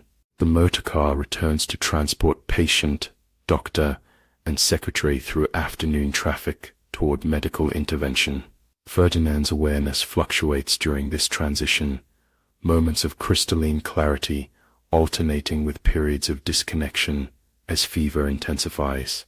The infection, established beyond containment by ordinary means, releases toxic byproducts into his bloodstream with each pulse of his heart. These bacterial secretions affect brain function, disturbing the precise machinery of thought that has defined Ferdinand's existence and success. The hospital admits him with the efficiency his status commands. No waiting, no forms to complete, no bureaucratic delays. He passes from motor car to wheelchair to private room in a progression managed by others, his customary control of circumstances surrendered to medical protocol. White uniformed nurses and white-coated doctors replace the business associates and staff who normally populate his environment. Marshall confers with specialists, an infectious disease consultant, a surgeon experienced with hand injuries, an internist who specializes in treating elderly patients. Their conversation occurs just beyond Ferdinand's hearing, their technical terminology occasionally penetrating his awareness without full comprehension. Words like septicemia and vascular compromise float through his consciousness without connecting to his understanding of his condition. Treatment begins with urgency beneath professional calm. Intravenous lines deliver antibiotics directly into Ferdinand's bloodstream, bypassing the digestive system for immediate effect. Nurses apply cool compresses to reduce fever. Monitoring equipment records vital signs at regular intervals, translating bodily functions into numerical data displayed on instruments beside the bed. Ferdinand observes these activities with detached interest. When consciousness allows, his analytical mind attempting to incorporate these unfamiliar processes into comprehensible narrative. The experience of passivity, of becoming object rather than subject, recipient rather than director of action, contradicts his lifetime orientation so profoundly that it registers as almost metaphysical rather than merely physical disruption. Evening transitions to night, as medication gradually moderates fever without reversing infection's advance. Ferdinand's infected hand, elevated on pillows and periodically examined by medical personnel, continues its visible transformation, swelling, distorting familiar contours, redness advancing toward elbow, skin taut and shining with inflammatory response. Pain, partially masked by administered medication, remains present as constant background to diminished awareness. In this altered state, time loses its linear quality for Ferdinand. Moments expand to contain elaborate thought sequences, then contract to insignificance. Memories surface with unusual vividness. His first major acquisition, at 27, Elizabeth's smile on their wedding day, the quality of light through his office window on countless afternoons of empire building, These recollections carry emotional resonance, normally filtered from conscious experience, as if infection has breached not only physical barriers, but psychological compartmentalization as well. Medical staff move through his room at intervals, adjusting equipment, checking vital signs, administering medications. Their faces, unfamiliar yet professionally concerned, register in Ferdinand's perception as representatives of a system as complex and rule-governed as the financial networks he has navigated throughout his career.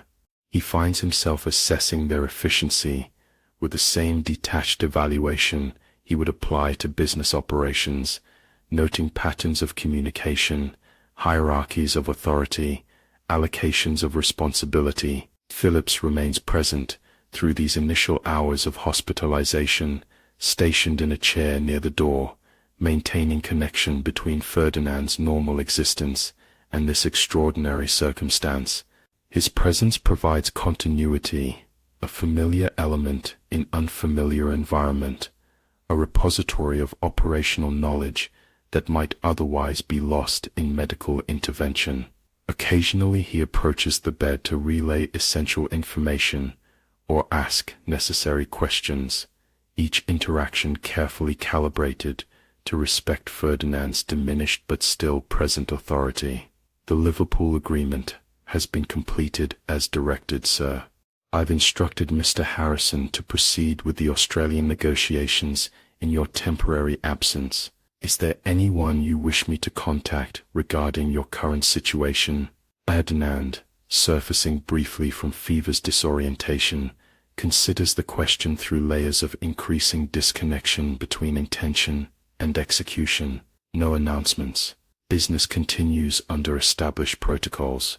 Daily reports to be prepared for my review when practical. The response, delivered with effort to approximate his normal precision, maintains the fiction of temporary disruption rather than potential catastrophe. Phillips, recognizing both the practical impossibility and psychological necessity of this approach, acknowledges with a nod that communicates understanding beyond verbal agreement. Night advances toward dawn, as Ferdinand alternates between restless sleep and fever-bright wakefulness. The infection, despite aggressive antibiotic intervention, continues its microbial insurgency through tissues and bloodstream. Bacterial organisms, reproducing at rates measured in minutes rather than days, evolve strategies against pharmaceutical assault, adapting to survive in an environment increasingly hostile to their existence. Morning medical rounds bring increased concern beneath professional composure. The lead physician, examining Ferdinand's hand with careful attention to both physical evidence and patient comfort, notes progression rather than improvement. The infection appears resistant to our initial antibiotic selection. We're adjusting treatment and consulting with additional specialists. Surgical intervention may become necessary if current measures prove insufficient. Ferdinand, more lucid during this morning evaluation than previous hours, but still experiencing fever's cognitive effects, processes this information through analytical habit. You're suggesting amputation as possibility. The directness of the question, cutting through medical circumlocution to the ultimate contingency, momentarily disrupts the physician's professional distance. His response, after brief recalibration, acknowledges the assessment. In severe cases where infection threatens to spread systemically, removal of affected tissue becomes a consideration. We're not at that decision point yet, but preparing for all potential scenarios is appropriate. This exchange, its content, its implications, its stark confrontation between physical reality and lifetime autonomy, produces in Ferdinand a moment of unusual clarity amid fever's confusion. For perhaps the first time in his adult existence, he contemplates his fundamental vulnerability with full awareness, without the insulating layers of wealth, control, and detachment that have characterized his relationship with mortality. The realization manifests not as fear, but as a species of wonder, an almost academic fascination with the disproportion between cause and effect, between the microscopic paper cut and its potentially life-altering consequences. His empire, built through decades of calculation and acquisition, now balanced against bacterial organisms too small for unaided human vision to detect. The absurdity contains a perfection that appeals to Ferdinand's appreciation for systemic ironies. This moment of philosophical clarity passes as fever reasserts its influence over cognitive function. The day proceeds through medical interventions, vital sign measurements, medication adjustments, and periodic assessments. Ferdinand's awareness fluctuates, sometimes allowing brief conversation with Phillips about business matters, sometimes receding into semi-consciousness, where external reality blurs with internal processes. By evening, the medical consensus has shifted toward increased intervention. The infectious disease specialist, reviewing laboratory results showing bacterial proliferation despite treatment, recommends surgical exploration of the infected area. The organisms appear resistant to multiple antibiotics. Physical removal of infected tissue represents our best option for preventing systemic spread. The surgeon, consulted regarding procedural approach, outlines potential outcomes with professional detachment that mirrors Ferdinand's own habitual manner. We'll begin with debridement of visibly infected tissue, preserving as much functional anatomy as possible. Depending on findings during the procedure, more extensive removal may become necessary. These discussions occur partly in Ferdinand's presence, partly in hallway consultations, just beyond his hearing. His participation in the decision-making process, normally the central element of any matter affecting his interests, has diminished to occasional questions and abbreviated responses, as infection increasingly compromises cognitive function. Phillips, functioning now as proxy for his employer's normal decisional authority, receives medical information with the same impassive attention he would apply to business intelligence. His role has expanded beyond secretarial duties to become guardian of Ferdinand's interests in a domain neither man had anticipated navigating together. Night brings preparation for morning surgery. Hospital staff explain procedures with professional thoroughness, anesthesia protocols, surgical approach, recovery expectations. Ferdinand receives these explanations with diminished comprehension, the complex information filtering through fever's interference to register as fragments rather than coherent narrative. Phillips, recognizing his employer's compromised capacity, takes careful notes on all medical discussions, maintaining the documentary record that has characterized their professional relationship. I'll ensure all information is preserved for your review when you're feeling more yourself, sir, he explains. During a moment of Ferdinand's relative clarity, the night passes in fitful intervals as infection and medication interact to produce unusual states of consciousness. Ferdinand experiences episodes of remarkable lucidity, alternating with periods of confusion or detachment. During one such clear moment, near midnight, he summons Phillips from his bedside vigil with a slight gesture. An ironic development, Ferdinand observes, his voice carrying unexpected strength despite physical deterioration. To have navigated financial panics, wars, and political upheavals, only to be undone by a paper cut. Phillips, hearing in this observation the essential character of his employer's mind, the detached analytical perspective, the appreciation for systemic paradox, responds with matching tone, rather like a battleship sunk by a single well-placed torpedo, sir. Small vulnerabilities can prove decisive in complex systems. The exchange, brief yet containing the distilled essence of their decades-long association, satisfies Ferdinand in a way medical reassurances cannot. It represents continuity of perspective, maintenance of intellectual dignity amid physical compromise. He acknowledges with a slight nod before slipping back into fever's half-conscious state. Morning arrives with increased medical activity, preparations for surgery creating purposeful movement around Ferdinand's room. The anesthesiologist explains procedures with professional efficiency. Nurses adjust intravenous lines and monitoring equipment. Ferdinand experiences these activities as if from increasing distance, his awareness receding, despite efforts to maintain connection with external reality.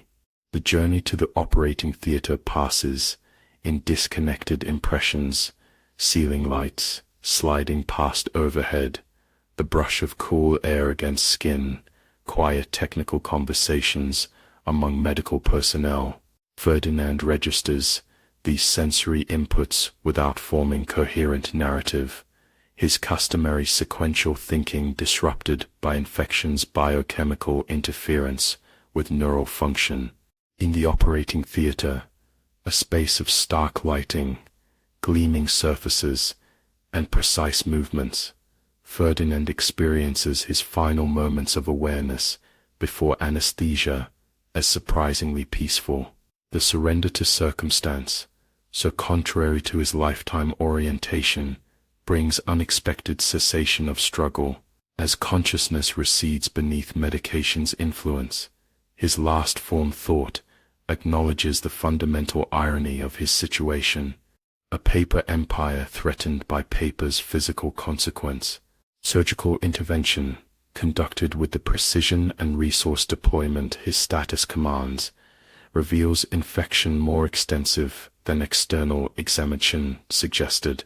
The surgeon, exploring tissues of hand and forearm, discovers bacterial colonization extending through fascial planes, infection tracking along vascular pathways, necrosis developing in areas of compromised circulation.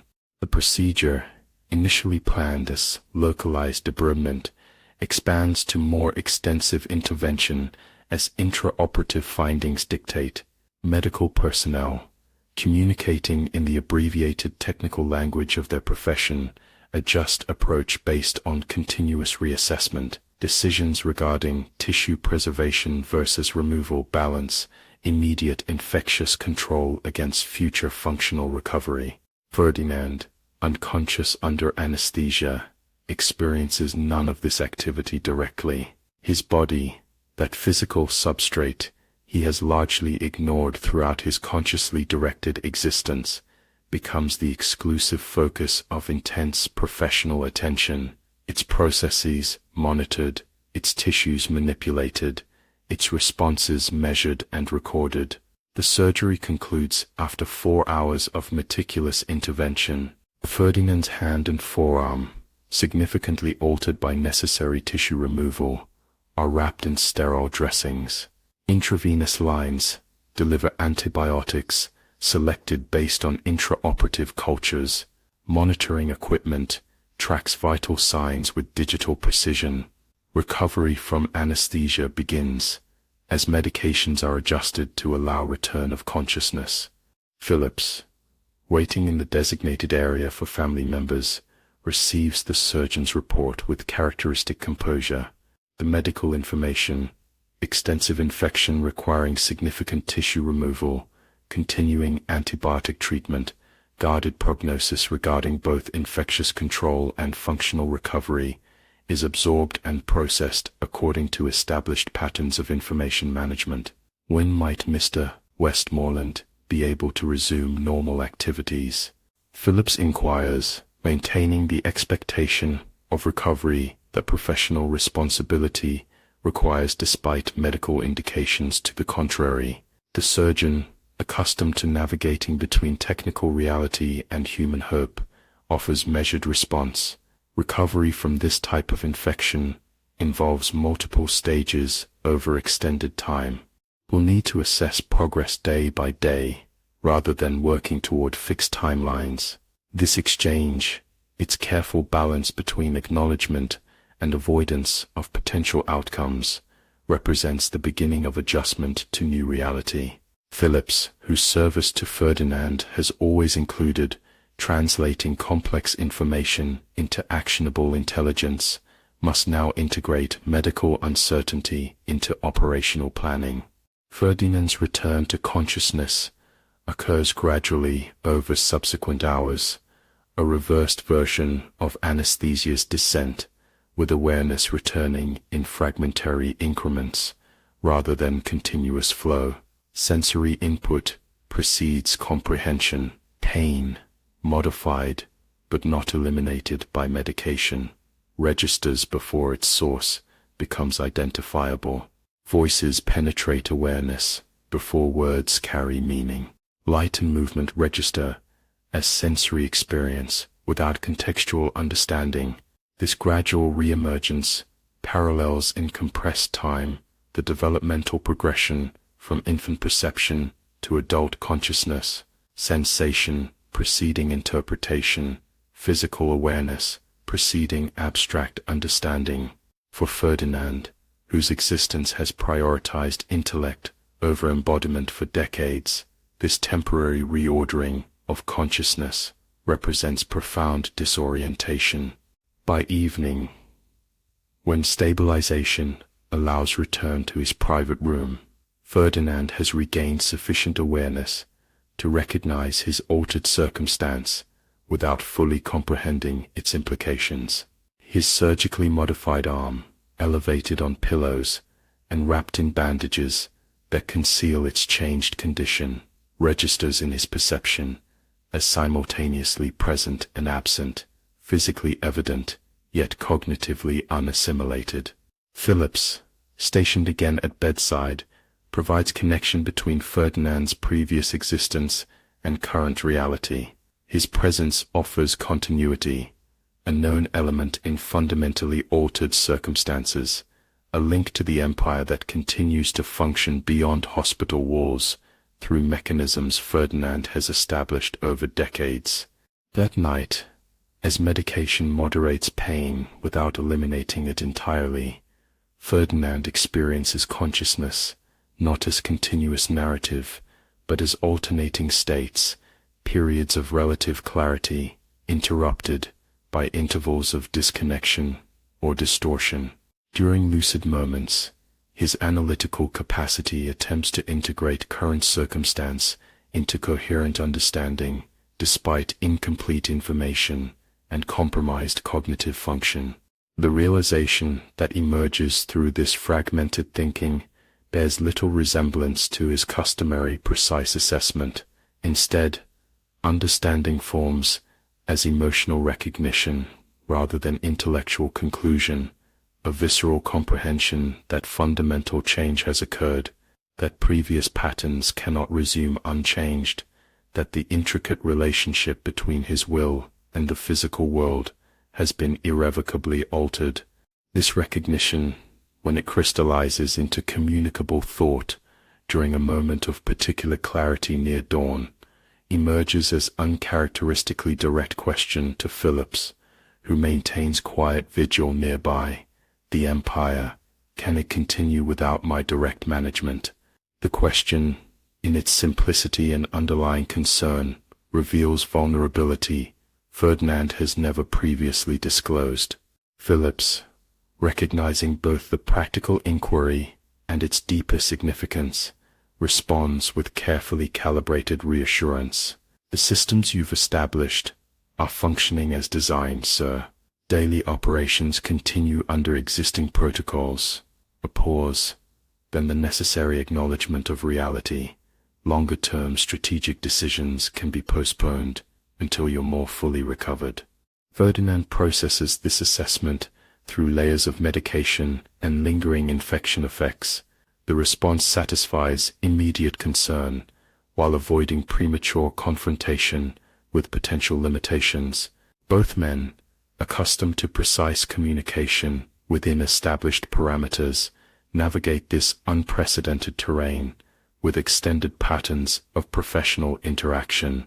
Morning brings medical rounds, the ritual examination and assessment that structures hospital time. The infectious disease specialist reviews laboratory results with cautious optimism. The surgical intervention appears to have removed the primary infection site. Blood cultures show decreasing bacterial presence. Will continue IV antibiotics for at least 5 more days while monitoring for any signs of recurrent infection.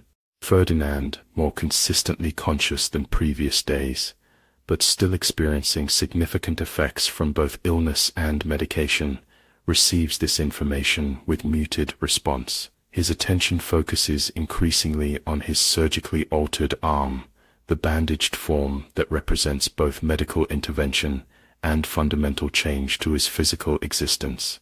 When will I see what remains? The question, directed to the attending physician, contains no emotional inflection despite its profound implications. The doctor, accustomed to technical rather than existential queries, responds with professional directness. We'll change dressings this afternoon. That will provide opportunity to assess the surgical site and discuss functional expectations going forward. This scheduled revelation, this formal confrontation with altered reality, occupies Ferdinand's awareness throughout intervening hours, his mind gradually clearing from infection's biochemical interference, attempts to prepare for information whose full implications cannot be anticipated. The process resembles his approach to potential market disruptions or political changes that might affect his business interests, analytical assessment of possible scenarios without emotional attachment to particular outcomes. Phillips, understanding the significance of this pending disclosure, arranges for privacy during the dressing change, ensuring that the moment of revelation will occur without unnecessary witnesses, allowing his employer to process information with customary dignity despite extraordinary circumstances. The procedure occurs with medical efficiency. Nurses remove layers of gauze with gentle precision, revealing gradually the results of surgical intervention. Ferdinand, propped against pillows to maintain view of the process, observes with outward composure that masks internal recalibration. What emerges from bandages bears little resemblance to the hand Ferdinand has known for 71 years. The thumb site of initial injury has been completely removed, along with significant portions of the palm. Remaining fingers appear shortened, their typical proportions altered by necessary tissue removal. Surgical incisions extend up the forearm, their precise sutures creating a pattern reminiscent of railway lines on a map, tracking the pathways infection followed through his body. The physician, allowing a moment for visual processing before beginning technical explanation, observes Ferdinand's reaction with professional attention. The infection had spread extensively through fascial planes, requiring significant debridement to ensure complete removal of affected tissue. We prioritize systemic protection while preserving as much functional anatomy as possible.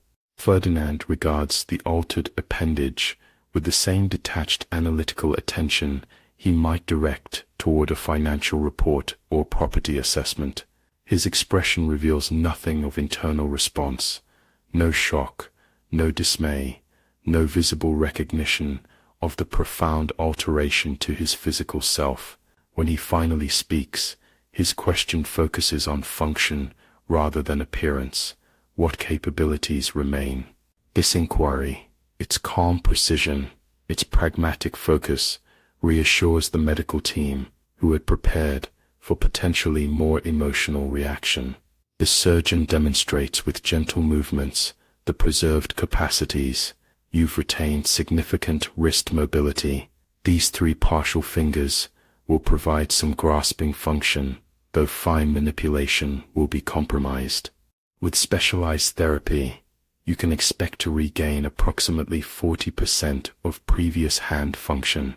Ferdinand processes this information as he would any resource assessment, cataloging capabilities, identifying limitations, calculating necessary adaptations. The cool objectivity of his approach masks the deeper recalibration occurring beneath conscious awareness, the fundamental adjustment to altered embodiment that no analytical framework can fully address. When might I resume normal activities? The question maintains the fiction of temporary disruption rather than permanent change, yet represents genuine inquiry regarding recovery timeline. The physician balances honesty with appropriate optimism. Initial healing will require approximately 3 weeks of continued hospitalization with daily wound care and infection monitoring. Physical therapy would begin during that period. Return to limited office work might be possible within 6 weeks, depending on recovery progress and absence of complications. This information, its extended timeline, its medical contingencies, its implicit acknowledgement of permanent change, represents perhaps the most significant constraint Ferdinand has encountered in his adult existence. His empire, built through decades of uninterrupted control and direction, now faces extended operation without his immediate guidance. As nurses apply fresh dressings to the surgical site, Ferdinand's attention shifts from physical alteration to operational implications. His gaze moves to Phillips, who has observed the procedure with characteristic composure, maintaining presence without intrusion.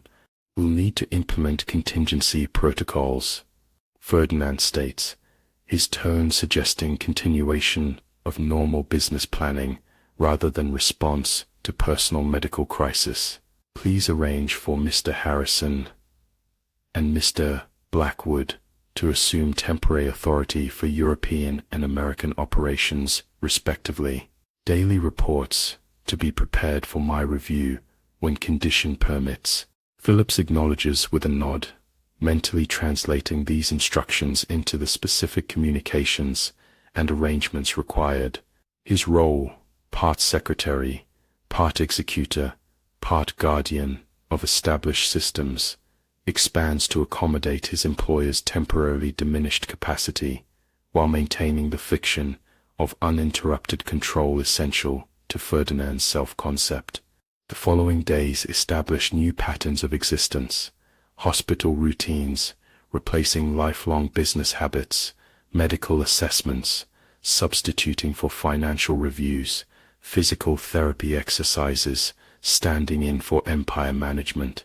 Ferdinand approaches these unfamiliar activities with the same methodical attention previously applied to commercial operations, treating recovery as project to be optimized rather than crisis to be endured. Phillips maintains connection between hospital room and outside world, bringing carefully selected business documents for review during periods of greater lucidity, relaying Ferdinand's abbreviated instructions to managers across the global enterprise, maintaining the appearance of continuous direction despite necessarily reduced involvement. 1 week after surgery, as Ferdinand progresses from intravenous to oral antibiotics and infection risk diminishes, he experiences his first significant recognition of changed reality. The moment occurs during attempted signature on a document Phillips has brought for review, a routine authorization that previously would have required seconds to complete. His right hand, his dominant hand, his signing hand, can no longer hold a pen with necessary control. The familiar gesture that has extended his will across decades and continents, the precise formation of 13 letters that constitutes his legal identity, is now physically impossible in its established form. Ferdinand regards the awkward marks on paper, the unrecognizable attempt at signature produced by altered anatomy, with an expression Phillips has not observed in 23 years of service.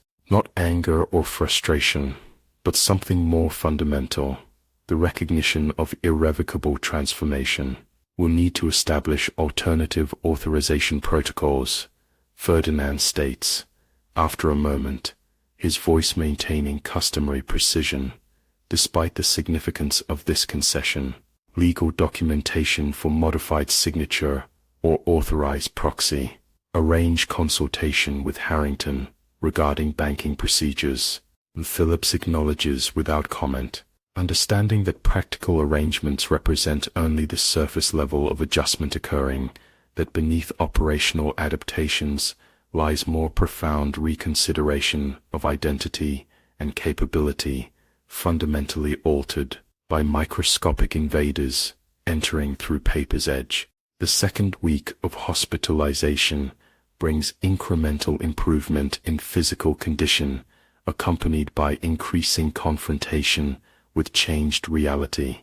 Fever has subsided completely, allowing full cognitive function to assess circumstances without infection's interference. The pain has diminished to manageable levels, permitting reduction in medications that clouded awareness. Physical therapy has begun to establish new patterns of movement and function adapted to altered anatomy.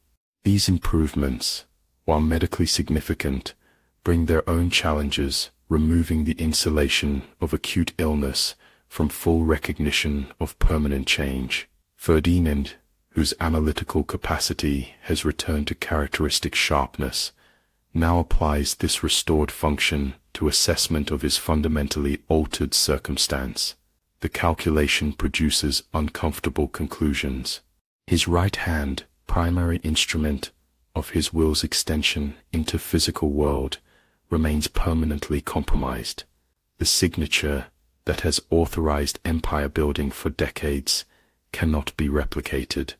The capability for direct manipulation of documents, objects, and environments has been significantly reduced. The body that has served primarily as vehicle for intellectual function now demands accommodation rather than submission. Ferdinand approaches these realizations with characteristic detachment, treating altered circumstance as problem requiring solution rather than personal tragedy. During daily physical therapy sessions, he engages with mechanical precision, following instructions exactly, performing prescribed exercises with focused attention, measuring progress against established metrics. The therapist, a competent young woman who treats all patients with professional equality, regardless of social position, appreciates Ferdinand's analytical approach while recognizing its limitations in rehabilitation context. Physical recovery involves more than mechanical repetition, she explains during their third session, as Ferdinand completes prescribed exercises with determined precision, but evident frustration at reduced capability. The body adapts through processes that can't be accelerated by will alone. Progress occurs according to biological timelines rather than imposed schedules. This observation, its acknowledgement of will's limitations against biological reality, contradicts Ferdinand's lifetime operating principle of mind governing matter through disciplined intention. His response, after brief consideration, reveals unusual willingness to reconsider established perspective. You suggest I should collaborate with rather than command recovery. The therapist, surprised by this conceptual flexibility from a patient whose reputation for unyielding control precedes him, confirms with professional enthusiasm. Exactly. Recovery works best as partnership with your body's natural healing processes rather than attempt to force specific outcomes. This exchange, its acknowledgement of necessary adjustment in approach, represents significant shift in Ferdinand's relationship to physical existence. The body, previously treated as subservient mechanism requiring minimal attention, now demands recognition as semi-autonomous system with its own requirements and limitations. By the third week of hospitalization, Ferdinand has established new patterns of function adapted to changed capabilities. He has learned to sign documents with his left hand, the signature altered but legally recognized through properly filed modifications. He has mastered one-handed dressing techniques taught by occupational therapists. He has developed compensatory methods for basic self-care activities previously performed without conscious attention. These adaptations, while practically effective, require conscious effort that contrasts sharply with previous automatic function activities once performed while mind engaged with financial calculations or strategic planning now demand direct attention, creating cognitive load that reduces capacity for simultaneous processing of business matters.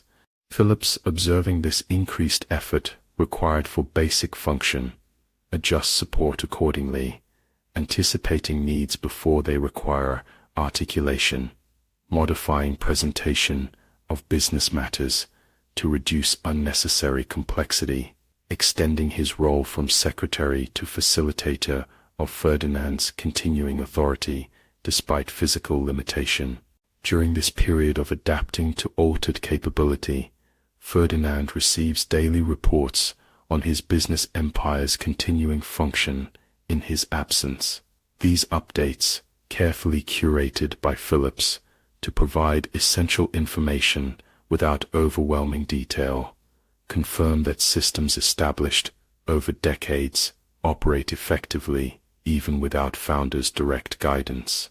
This revelation that the empire continues without immediate control produces complex response in Ferdinand's assessment.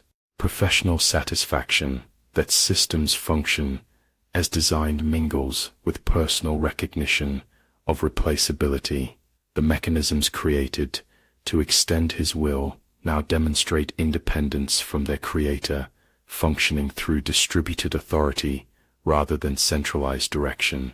As medical condition stabilizes and discharge planning begins, Ferdinand faces practical decisions regarding ongoing recovery and eventual return to normal activities. The medical team recommends continued rehabilitation at a private convalescent facility before returning to home environment, a transitional stage allowing supervised recovery while reducing medical support. Ferdinand, applying characteristic cost-benefit analysis to recovery options, determines efficient path forward. The Berkeley Square residence can be adapted for necessary medical support. Phillips will coordinate required personnel and equipment. Recovery can proceed more effectively in familiar environment. This decision, prioritizing return to established territory over medical recommendation, represents reassertion of personal authority after weeks of necessary submission to hospital protocols.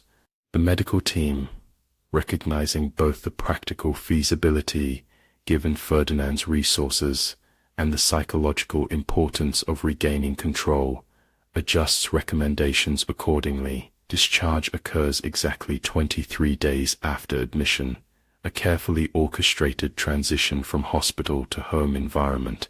The Berkeley Square residence has been modified according to Ferdinand's precise specifications, with medical equipment integrated into existing decor, rehabilitation space established in the morning room, and necessary personnel arranged in shifts that minimize disruption to household routine. Ferdinand returns home on an unusually bright autumn afternoon, London momentarily free from characteristic grey skies. The familiar facade of his residence, unchanged through his absence, provides visual continuity that contrasts with his profoundly altered physical condition. As he ascends the entrance steps with careful movement, supported by a walking stick in his left hand, he presents outward appearance of dignified recovery that masks more complex internal adjustment. The household staff, prepared by Phillips for appropriate response, greet their employer with respectful acknowledgement that neither ignores nor emphasizes his changed condition.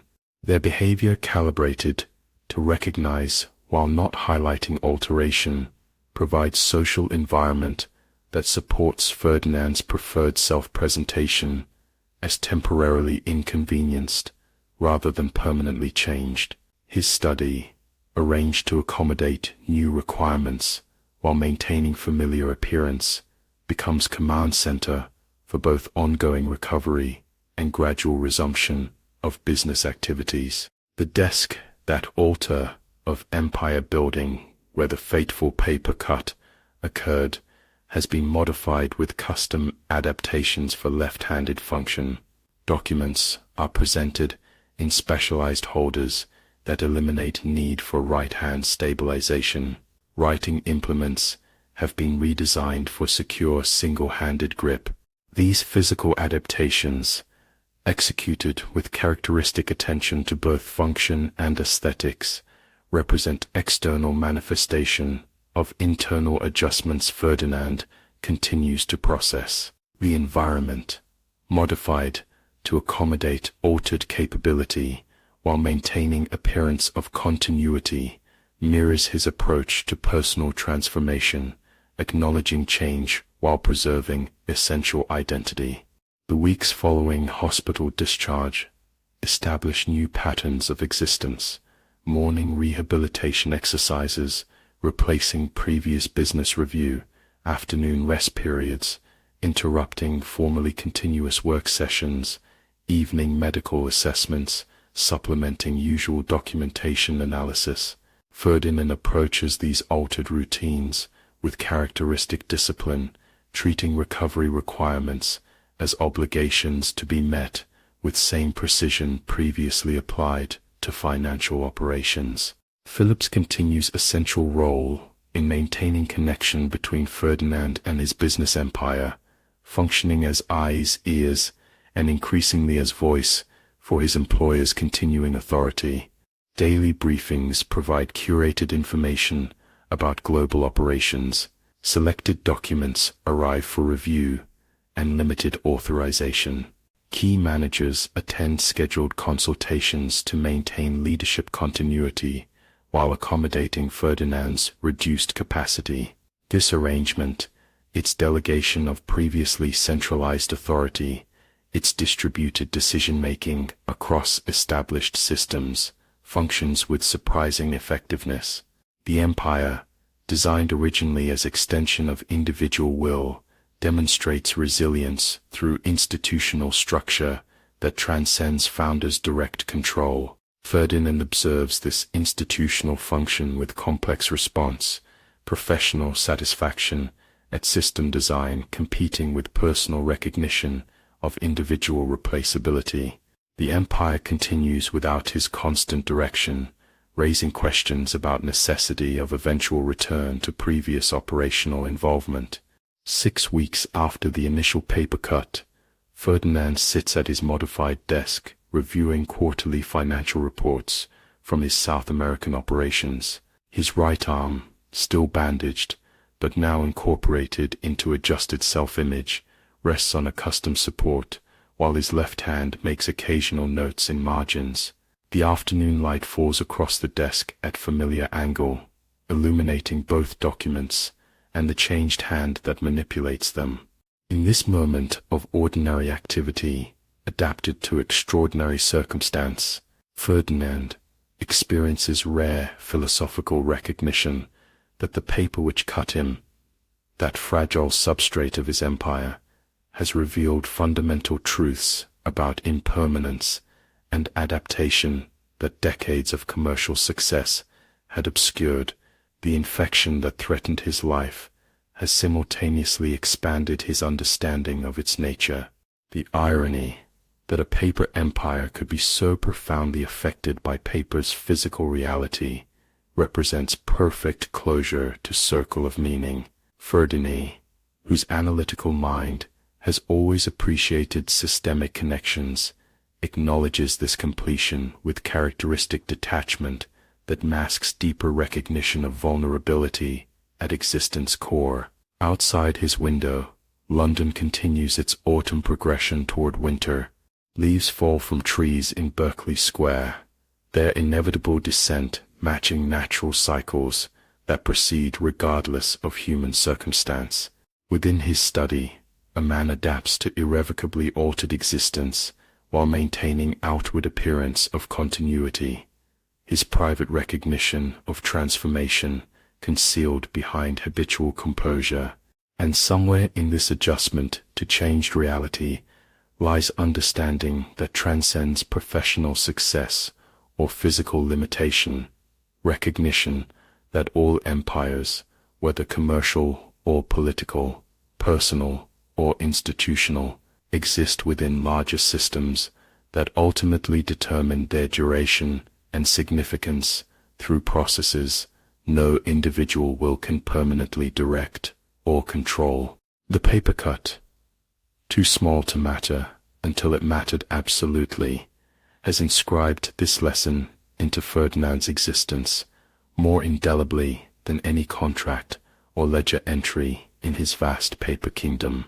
Time moves differently in the aftermath of transformation. The clock on Ferdinand's mantelpiece continues its mechanical precision, minutes accumulating into hours, hours into days, days into weeks, with unchanging rhythm. Yet his perception of this measurement has altered fundamentally. Where once time flowed as seamless continuum of productive moments, now it pools and eddies, accelerates and slows, refusing the orderly progression that characterized his previous existence. 3 months have passed since the paper cut that divided Ferdinand Cornelius Westmoreland III's life into before and after. December has brought early darkness to London, the city wrapped in its winter palette of greys and browns, occasional holiday decorations providing momentary color against the monochrome backdrop. From the window of his study, Ferdinand observes pedestrians hurrying along Berkeley Square, their collars turned up against the chill, their breath visible in brief clouds that dissolve into the gathering twilight. His right hand, now largely healed but permanently altered, rests on the arm of his chair, a constant visual reminder of vulnerability previously unacknowledged. The surgical scars have faded from angry red to silvery lines that trace the pathways infection followed through his flesh. Physical therapy has established new patterns of function adapted to changed anatomy. Pain, once constant companion, now appears only occasionally as weather changes or exertion exceeds established limits. The physical recovery, proceeding according to medical expectations, represents only surface level of transformation occurring in Ferdinand's existence. Beneath visible healing lies deeper recalibration of self-perception, of relationship to empire, of understanding regarding control and contingency in human affairs. The quarterly reports from the Australian operations have arrived for your review, Phillips announces, entering the study with a leather portfolio containing selected documents. Harrison has included his recommendations regarding the Melbourne property acquisition, which requires decision by month's end.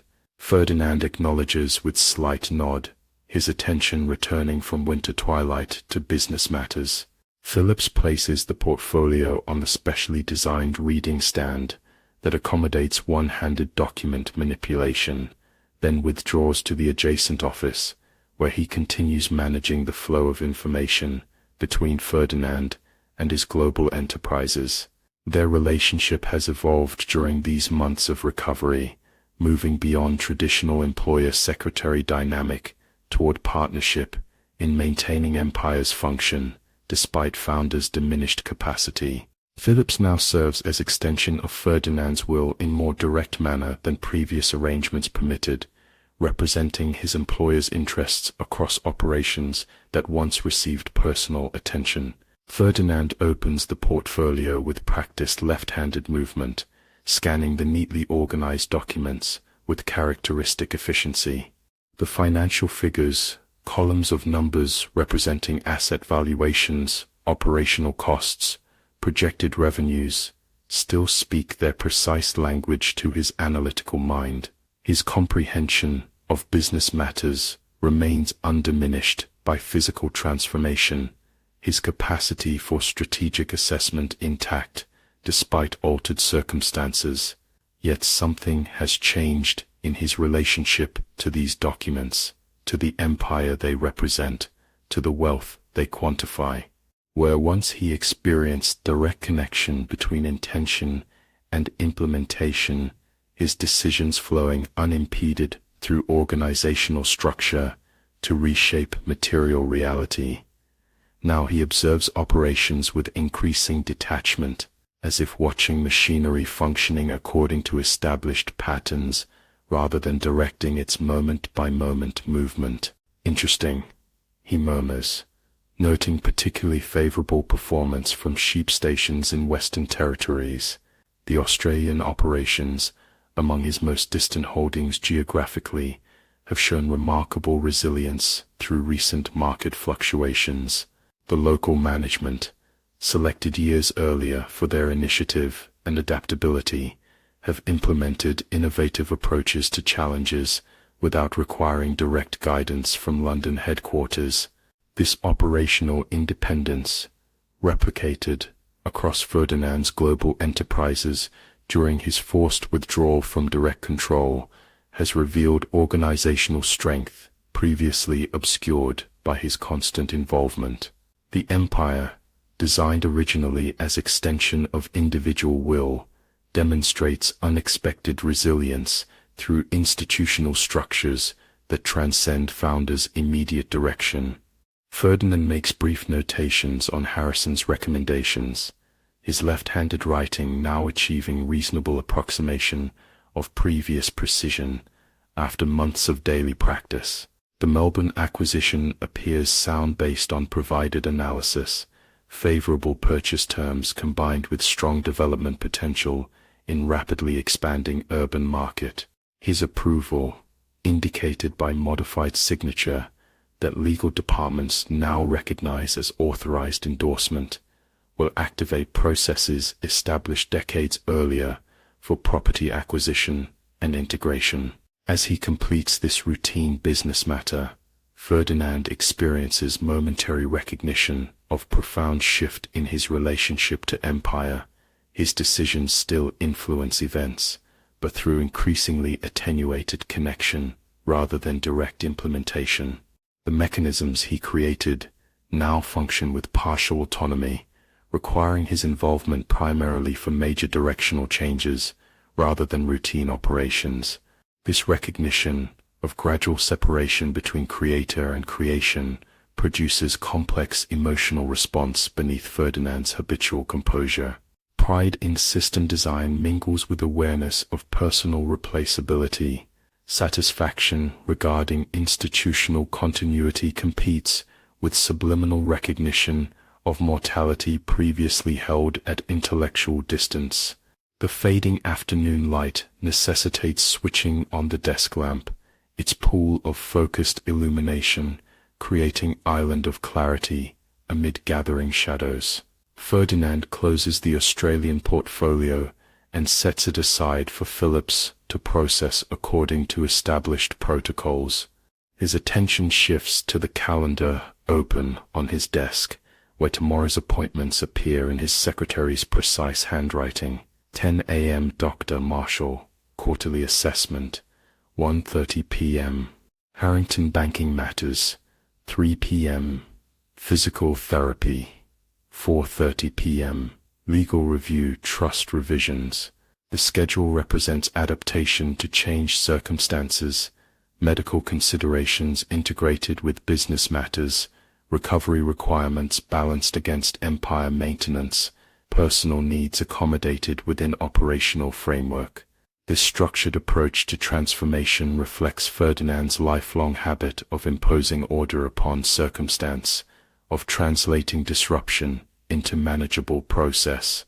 Evening approaches with its own established routine. Dinner served at precisely 7, reading in the library until 10, preparation for retirement according to procedures modified for changed physical capabilities. These patterns, maintained with characteristic precision despite altered implementation, provide continuity that connects present existence with previous identity, despite intervening transformation. Ferdinand rings the small silver bell that summons Phillips for end-of-day instructions. Their evening conference, established during early recovery and maintained through subsequent months, provides opportunity for information exchange and preparation for following day's activities. I've approved the Melbourne acquisition with minor adjustments to financing structure. Ferdinand informs his secretary when he appears at the study doorway. Harrison should proceed with closing procedures according to standard protocols. The quarterly review indicates satisfactory performance across Australian operations, acknowledge in tomorrow's cable. Phillips notes these instructions with characteristic efficiency, adding them to the ongoing operational directives that maintain Empire's function.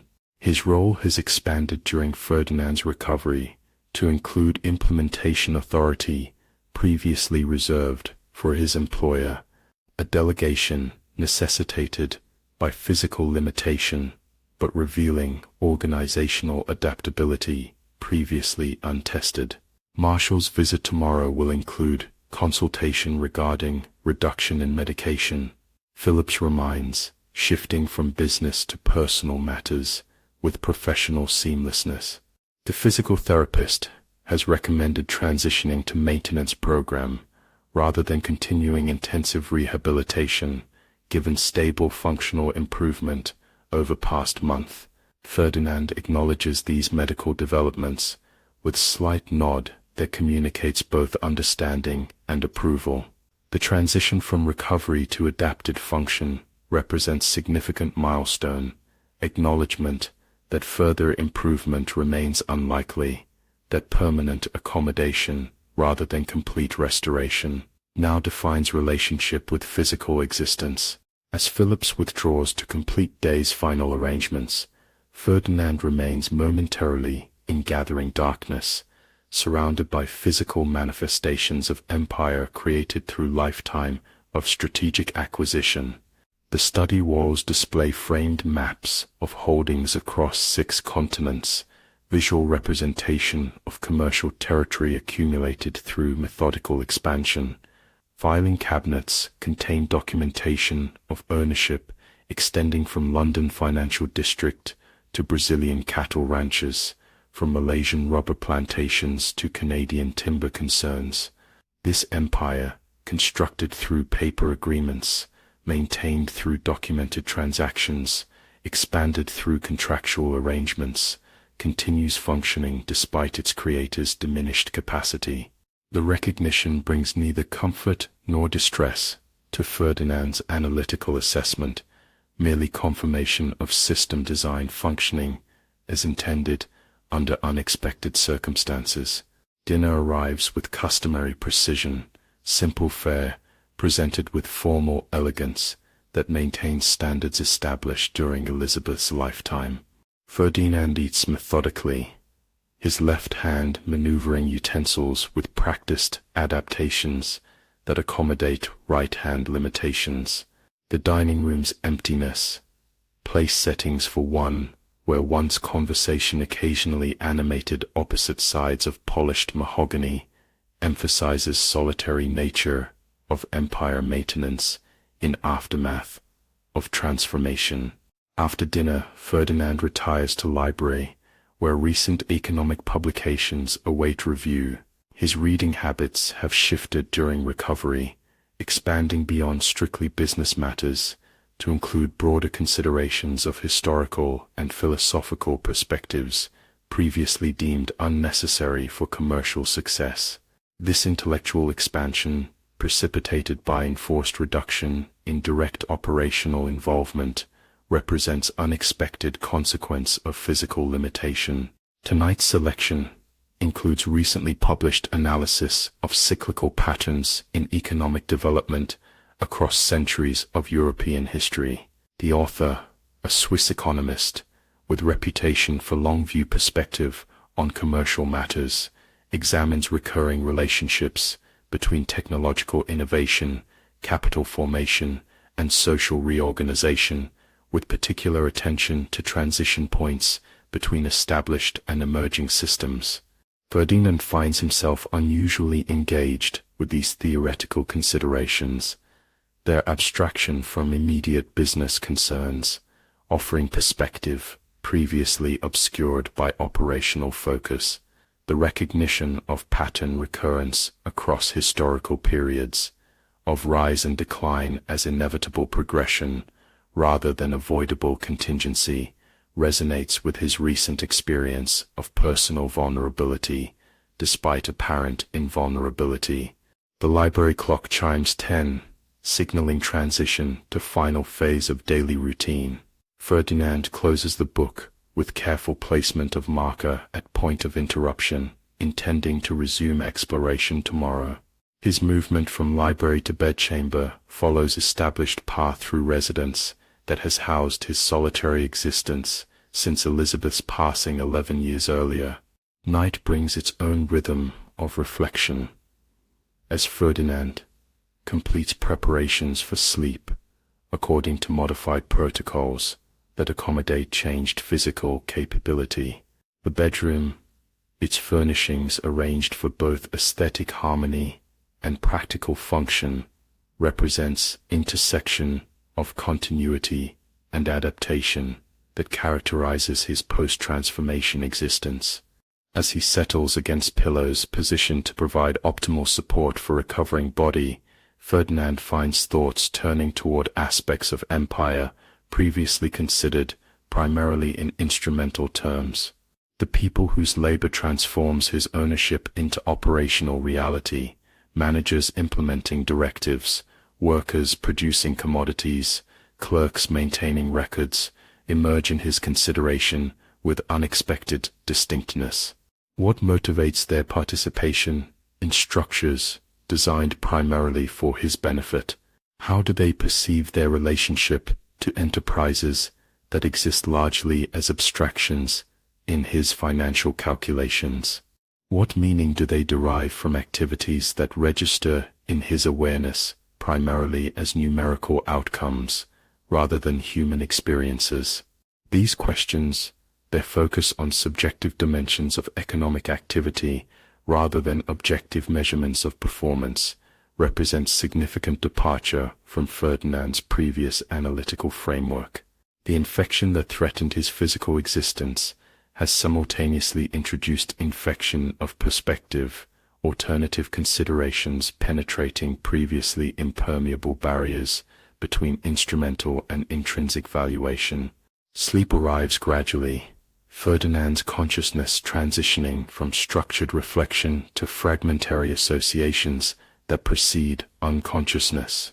Dreams, when they come, continue exploration of transformed relationship between self and empire, images of buildings constructed from paper, of signatures flowing like rivers across landscapes, of hands transforming into mysterious instruments, neither fully functional nor completely useless. Morning arrives with pale winter sunlight, filtering through heavy curtains. Ferdinand wakes according to lifelong habit, consciousness returning not gradually, but with immediate clarity that allows transition from sleep to awareness without intervening confusion. The day begins with established routine, adapted to changed capabilities, careful movement, replacing previous efficiency, deliberate actions, substituting for automatic function. Dr. Marshall's quarterly assessment, conducted in Ferdinand's study rather than medical office, as accommodation to his position, provides confirmation of stable recovery with limited expectations for further improvement. The physician, whose relationship with Ferdinand spans decades of professional interaction, delivers his evaluation with characteristic blend of technical precision and human consideration. The surgical site has healed remarkably well, given the extent of infection and subsequent intervention, he observes, examining Ferdinand's right hand with careful attention to both function and appearance. Circulation remains adequate throughout remaining structures. Nerve regeneration has progressed as far as can be reasonably expected. I believe we've reached stable condition that will likely represent permanent functional status. Ferdinand receives this assessment with characteristic composure external demeanor revealing nothing of internal processing regarding implications of permanent functional status and its constraints on future activities. His response focuses on practical considerations rather than emotional dimensions. The current medication regimen, is continuation necessary, or can adjustments be made? The discussion proceeds through technical details of pharmaceutical management, potential modifications to physical therapy approach, and general health recommendations appropriate for septuagenarian recovering from significant medical crisis.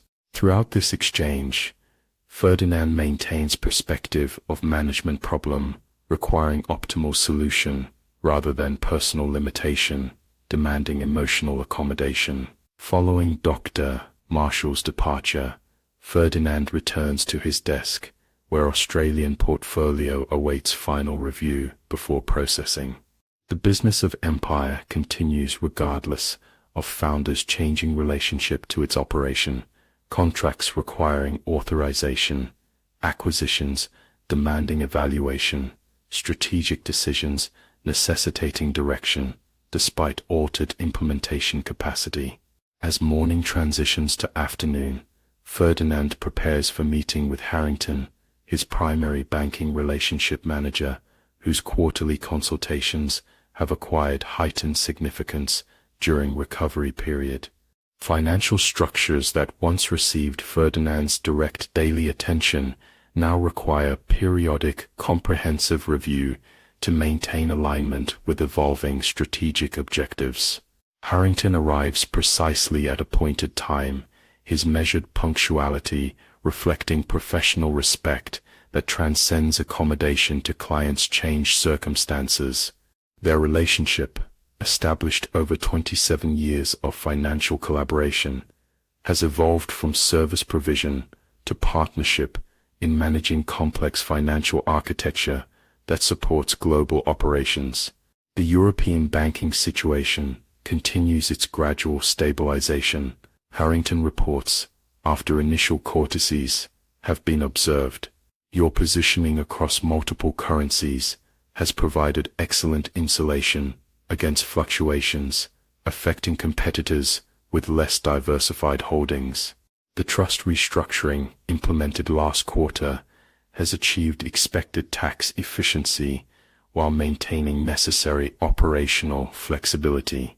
Their discussion proceeds through technical details of global financial management, currency hedging strategies, lending facility renegotiations, investment portfolio rebalancing, with both men demonstrating professional fluency in complex mechanisms that translate abstract wealth into operational capability. Ferdinand's participation, though adapted to physical limitations, maintains intellectual engagement that characterize pre-transformation financial oversight.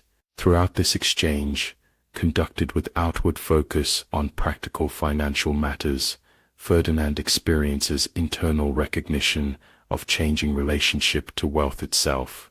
Where once accumulation represented primary objective, empire expanding through continuous acquisition of assets across sectors and geographies, now preservation and purposeful deployment increasingly occupy his strategic consideration.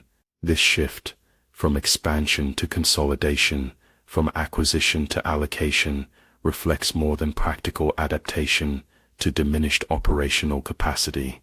It represents fundamental reconsideration of wealth's purpose, precipitated by direct confrontation with mortality, that paper cuts consequences imposed upon previously abstract awareness. As Harrington departs with clear directives regarding next quarter's financial adjustments, Ferdinand prepares for afternoon physical therapy session, the ongoing maintenance program that sustains adapted function without expectation of significant further improvement. The therapist, a competent young woman whose professional approach balances technical expertise with appropriate personal distance, has transitioned from rehabilitation intensity to stability maintenance over preceding weeks. We'll focus today on maintaining range of motion while continuing to build left-hand dexterity for writing functions. She explains, setting up equipment adapted specifically for Ferdinand's particular requirements. The grip strength measurements from last session showed continued stability, which suggests we've reached sustainable functional level. Ferdinand approaches these exercises with same disciplined attention previously applied to business expansion, methodical execution, measured progress evaluation, strategic adaptation based on observed results. His relationship to physical limitation has evolved from initial resistance through pragmatic accommodation to current integration within modified self-conception. The session concludes with assessment that confirms continuing stability, neither improvement nor deterioration in functioning, that now defines Ferdinand's physical interaction with environment. This plateau, representing new normal rather than temporary condition, requires final acknowledgement of permanent transformation that infection has imposed upon previously unquestioned capability. Late afternoon brings final appointment, legal consultation regarding trust revisions necessitated by changed circumstances. The solicitor, a precise man whose professional demeanor mirrors Ferdinand's own preference for objective analyses over emotional engagement, arrives with documentation reflecting previous discussions regarding succession planning and wealth distribution. We've incorporated the modifications discussed regarding philanthropic distributions, he explains, presenting revised trust documents for review. The operational succession provisions have been adjusted to reflect current management arrangements with appropriate transition mechanisms following your eventual withdrawal from active direction. Their discussion navigates complex legal architecture designed to extend Ferdinand's intentions beyond his physical existence, mechanisms that translate current will into future action through carefully structured documentation.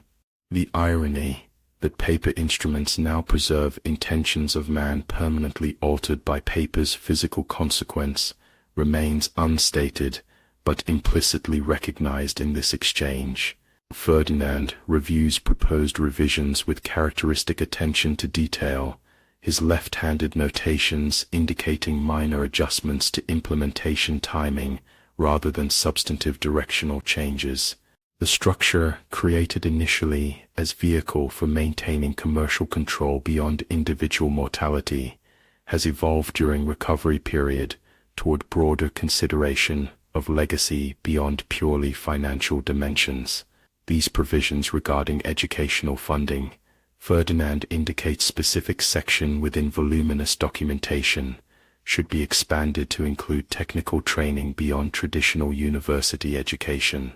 The Australian operations have demonstrated value in practical knowledge that our current specifications might inadvertently exclude. With this direction, its focus on human development rather than strictly commercial continuity represents subtle but significant shift in Ferdinand's conception of wealth's purpose.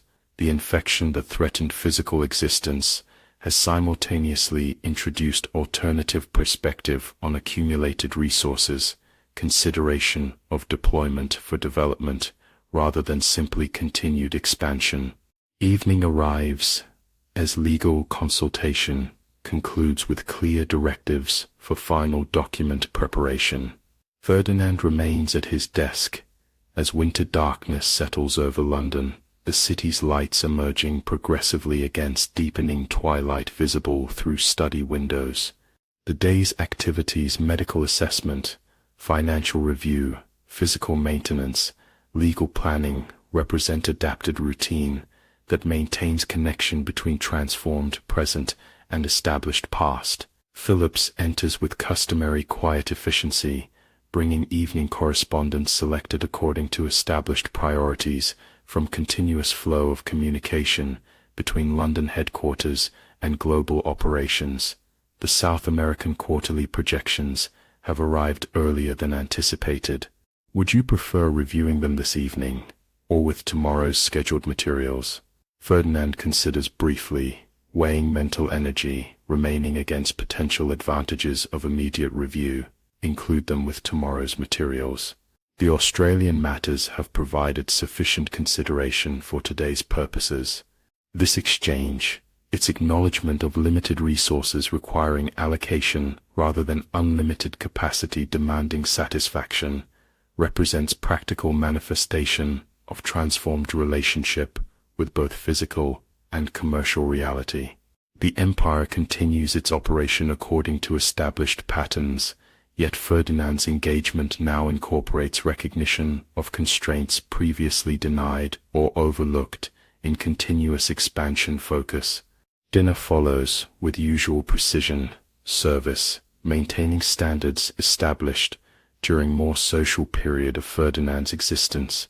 Despite current solitary consumption, he eats methodically, his attention divided between immediate sensory experience and reflective consideration of day's interactions. The dining room, its elegant proportions designed for entertaining business associates and occasional social obligations, emphasizes through emptiness the isolation that has increasingly characterized his relationship to empire. Library reading resumes, where previous evening's exploration ended, continuing examination of economic cycle analysis, with particular attention to transition phases between established and emerging systems. The author's discussion of adaptation mechanisms, how commercial structures respond to fundamental disruption through combination of resistance, accommodation, and transformation, resonates with Ferdinand's personal experience following infection's intervention in previously stable existence. His attention tonight focuses particularly on historical examples of commercial entities that successfully navigated transition from founders' direct control to institutional continuation. Venetian trading houses, outliving their creating families, Dutch commercial enterprises, transitioning from individual to corporate governance, British colonial companies, evolving beyond original chartered purposes. These historical patterns, previously interesting primarily for strategic implications, now acquire personal relevance as Ferdinand contemplates his own gradual separation from empire created through lifetime of directed acquisition. As reading concludes at customary hour, Ferdinand finds thoughts turning toward questions previously held at intellectual distance. What constitutes meaningful continuation beyond individual existence? How do structures created for personal benefit transform into vehicles for broader purpose? What relationship exists between accumulated resources and genuine value beyond instrumental measurement? These considerations, philosophical rather than strictly practical in orientation, accompany Ferdinand through evening preparation for retirement. His bedchamber, arranged for both aesthetic harmony and functional accommodation, represents intersection of continuity and adaptation that characterizes post-transformation existence more broadly. Sleep arrives with its fragmentary transitions between conscious reflection and symbolic processing. Dreams tonight contain recurrent imagery of paper, documents transforming into living organisms, ledgers whose entries spawn independent existence, contracts developing consciousness independent of signatories. These unconscious explorations of relationship between creator and creation continue processing that began with infection's intervention in previously stable identity. Morning returns with familiar rhythm, awakening, preparation, resumption of empire maintenance through adapted protocols that accommodate changed capabilities. Ferdinand reviews overnight reports from global operations with practiced efficiency, his analytical capacity undiminished by physical transformation, despite altered implementation mechanisms. Phillips arrives with day's schedule and selected correspondence, requiring personal attention.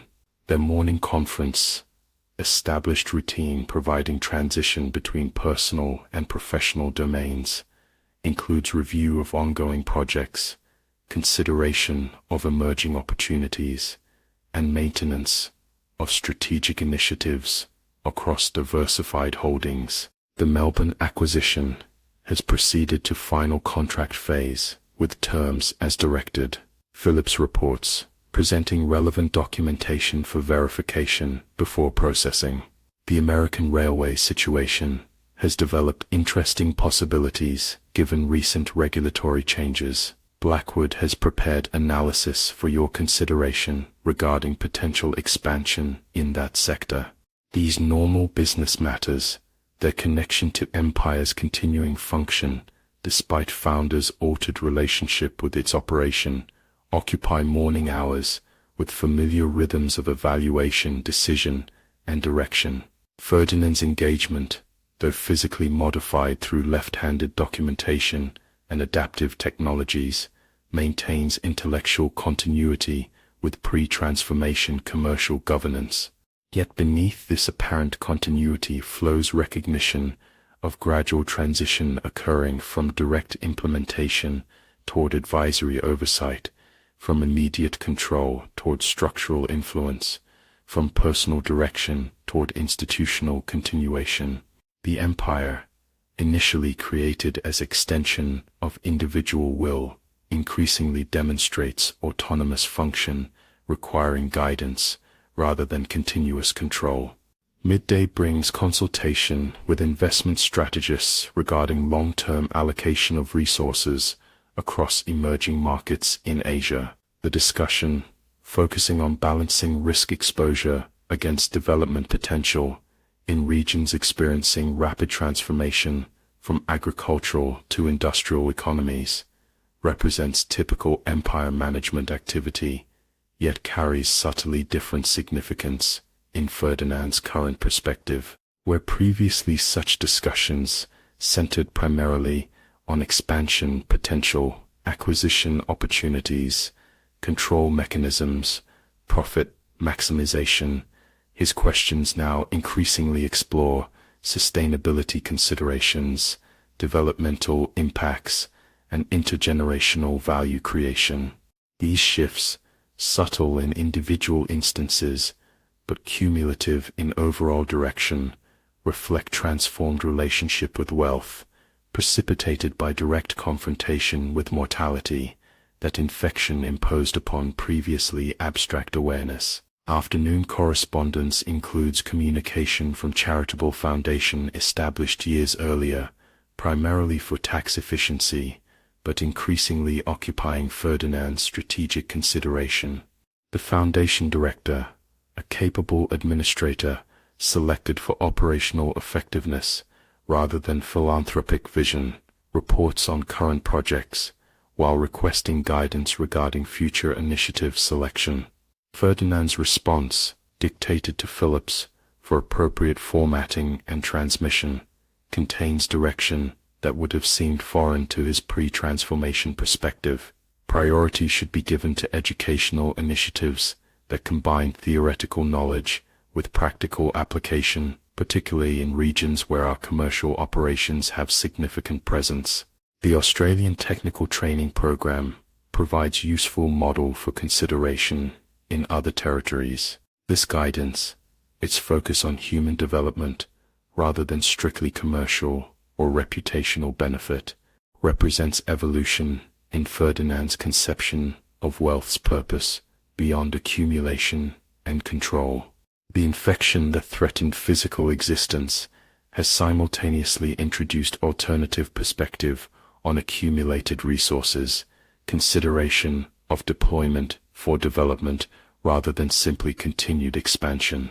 Evening arrives with its established routine, dinner, reading, preparation for retirement, according to procedures adapted to changed physical capabilities. Ferdinand's library selection tonight explores philosophical dimensions of ownership and legacy across cultures and historical periods. The examination of how different societies conceptualize relationship between individual control and communal benefit provides contextual framework for his evolving perspective regarding empire's purpose beyond personal extension. As winter darkness envelops London outside library windows, Ferdinand contemplates transformation that paper cut has imposed upon previously stable existence.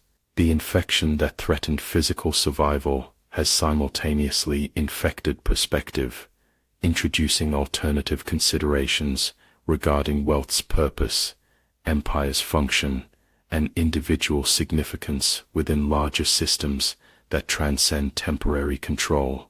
These reflections, philosophical rather than strictly practical in orientation, continue as Ferdinand prepares for sleep according to established routine.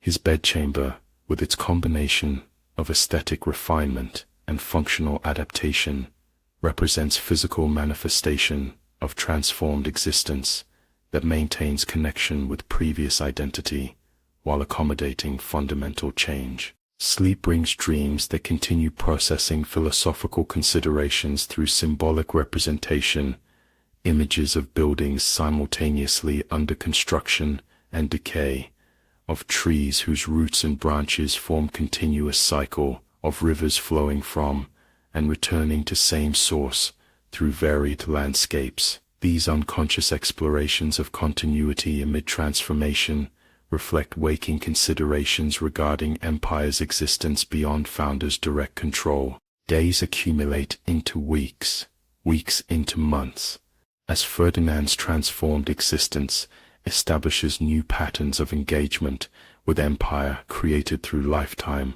of strategic acquisition. Physical adaptation reaches stable plateau, left-handed function, developing sufficient precision for essential tasks, right-hand limitation, accommodated through modified equipment and procedures, overall capability finding equilibrium between previous efficiency and permanent constraint. Philip's continues essential role in maintaining connection between Ferdinand and global operations, functioning as implementation mechanism for strategic direction, communication channel for information flow, and increasingly as collaborative partner in empire governance, rather than merely executive secretary. Their relationship evolves to reflect Ferdinand's changing engagement with commercial structures, from direct control toward advisory oversight, from implementation detail toward strategic direction. The empire itself demonstrates resilience through this transition, operations continuing according to established protocols, management implementing strategic initiatives with appropriate consultation, institutional mechanisms functioning effectively, despite founders' reduced direct involvement. This organizational adaptability, its capacity to maintain function despite leadership transformation, represents successful system design that transcends individual control while continuing to reflect founding vision.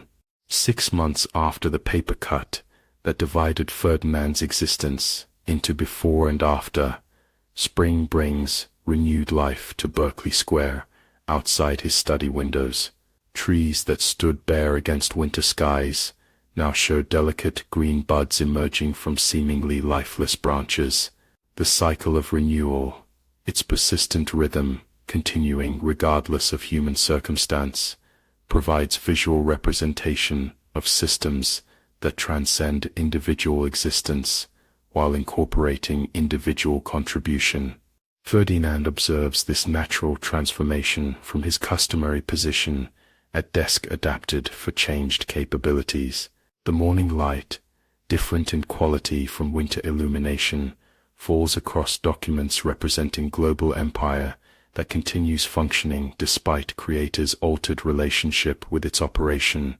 The quarterly reports, comprehensive assessment of holdings across continents and sectors, demonstrate continued prosperity under management structures established during recovery period. As he reviews these materials, Ferdinand experiences recognition of significant shift in perspective regarding empire's purpose and his relationship to its continuing function. Where once accumulation represented primary objective, wealth expanding through continuous acquisition across sectors and geographies, now purposeful deployment increasingly occupies strategic consideration. This evolution from expansion to allocation, from control to influence, reflects transformation beyond physical adaptation to incorporate philosophical reconsideration of wealth's meaning beyond personal extension. Phillips enters with day's correspondence selected according to established priorities, placing materials on desk arranged for left-handed review, their morning conference routine providing transition between personal and professional domains, includes consideration of emerging opportunities, maintenance of ongoing initiatives, and increasingly discussion of long-term legacy considerations beyond purely commercial dimensions. The educational initiative in Southeast Asia has begun implementation according to established parameters, Phillips reports, referring to philanthropic project recently approved for foundation funding. Initial response suggests significant potential for expanding technical training beyond current scope, if results meet expectations. This project, focusing on human development rather than purely commercial expansion, represents tangible manifestation of Ferdinand's evolving perspective regarding wealth's purpose beyond accumulation. The infection that threatened physical existence has simultaneously introduced alternative considerations regarding resources deployment for development rather than simply continued expansion. Spring advances towards summer, as Ferdinand's transformed engagement with empire establishes new equilibrium between historical patterns and evolved perspective. The physical limitations imposed by infection's aftermath have stabilized into permanent adaptation, left-handed function, achieving optimal development, right-hand limitation, accommodated through modified procedures, overall capability balanced between constraint and compensation. His relationship with the empire itself continues gradual evolution from direct implementation toward advisory oversight, from immediate control toward structural influence, from personal direction toward institutional continuation. The management structure developed during recovery necessity demonstrates increasing capacity for independent function while maintaining alignment with founding vision through appropriate consultation mechanisms. 1 year after the paper cut that transformed Ferdinand Cornelius Westmoreland III's existence, summer brings vibrant life to London parks and gardens. From study windows overlooking Berkeley Square, he observes people enjoying seasonal pleasure, children playing on grass that winter showed as barren ground, couples walking paths now shaded by fully leafed trees, elderly individuals resting on benches, positioned to capture optimal sunlight without excessive heat. This scene, everyday human activity continuing according to seasonal patterns, regardless of individual circumstance, provides visual representation of larger systems within which personal experience occurs. The world continues its functions, despite particular transformations, incorporating individual contributions while transcending individual control or continuity. Ferdinand turns from this observation to documents awaiting review, quarterly assessment of global holdings, demonstrating continued prosperity under management structures established during recovery period. The empire, initially created as extension of individual will, now functions through institutional mechanisms that maintain founding vision while accommodating founders' evolved relationship with operational implementation. As he reviews these materials with practiced left-handed efficiency, Ferdinand experiences full recognition of transformation infection has imposed upon his existence, not merely physical adaptation to permanent limitation, but fundamental reconsideration of relationship between self and created structures, between wealth and purpose, between control and contribution within systems that ultimately transcend individual direction. The empire continues, no longer direct extension of moment by moment will, but ongoing implementation of established vision through institutional mechanisms designed for continuation beyond founders' active involvement. This transition from personal implementation towards systemic function represents successful adaptation to reality, that paper cut forced into conscious recognition that all human constructs ultimately exist within larger systems that determine their duration and significance through processes no individual can permanently direct or control. Outside his window, London continues its summer activities, commerce and pleasure intertwining in patterns that reflect seasonal opportunity. Within his study, a man contemplates empire transformed by paper's edge from personal extension into institutional legacy, an evolution precipitated by microscopic invaders entering through insignificant breach that proved consequential beyond all proportion to its apparent importance.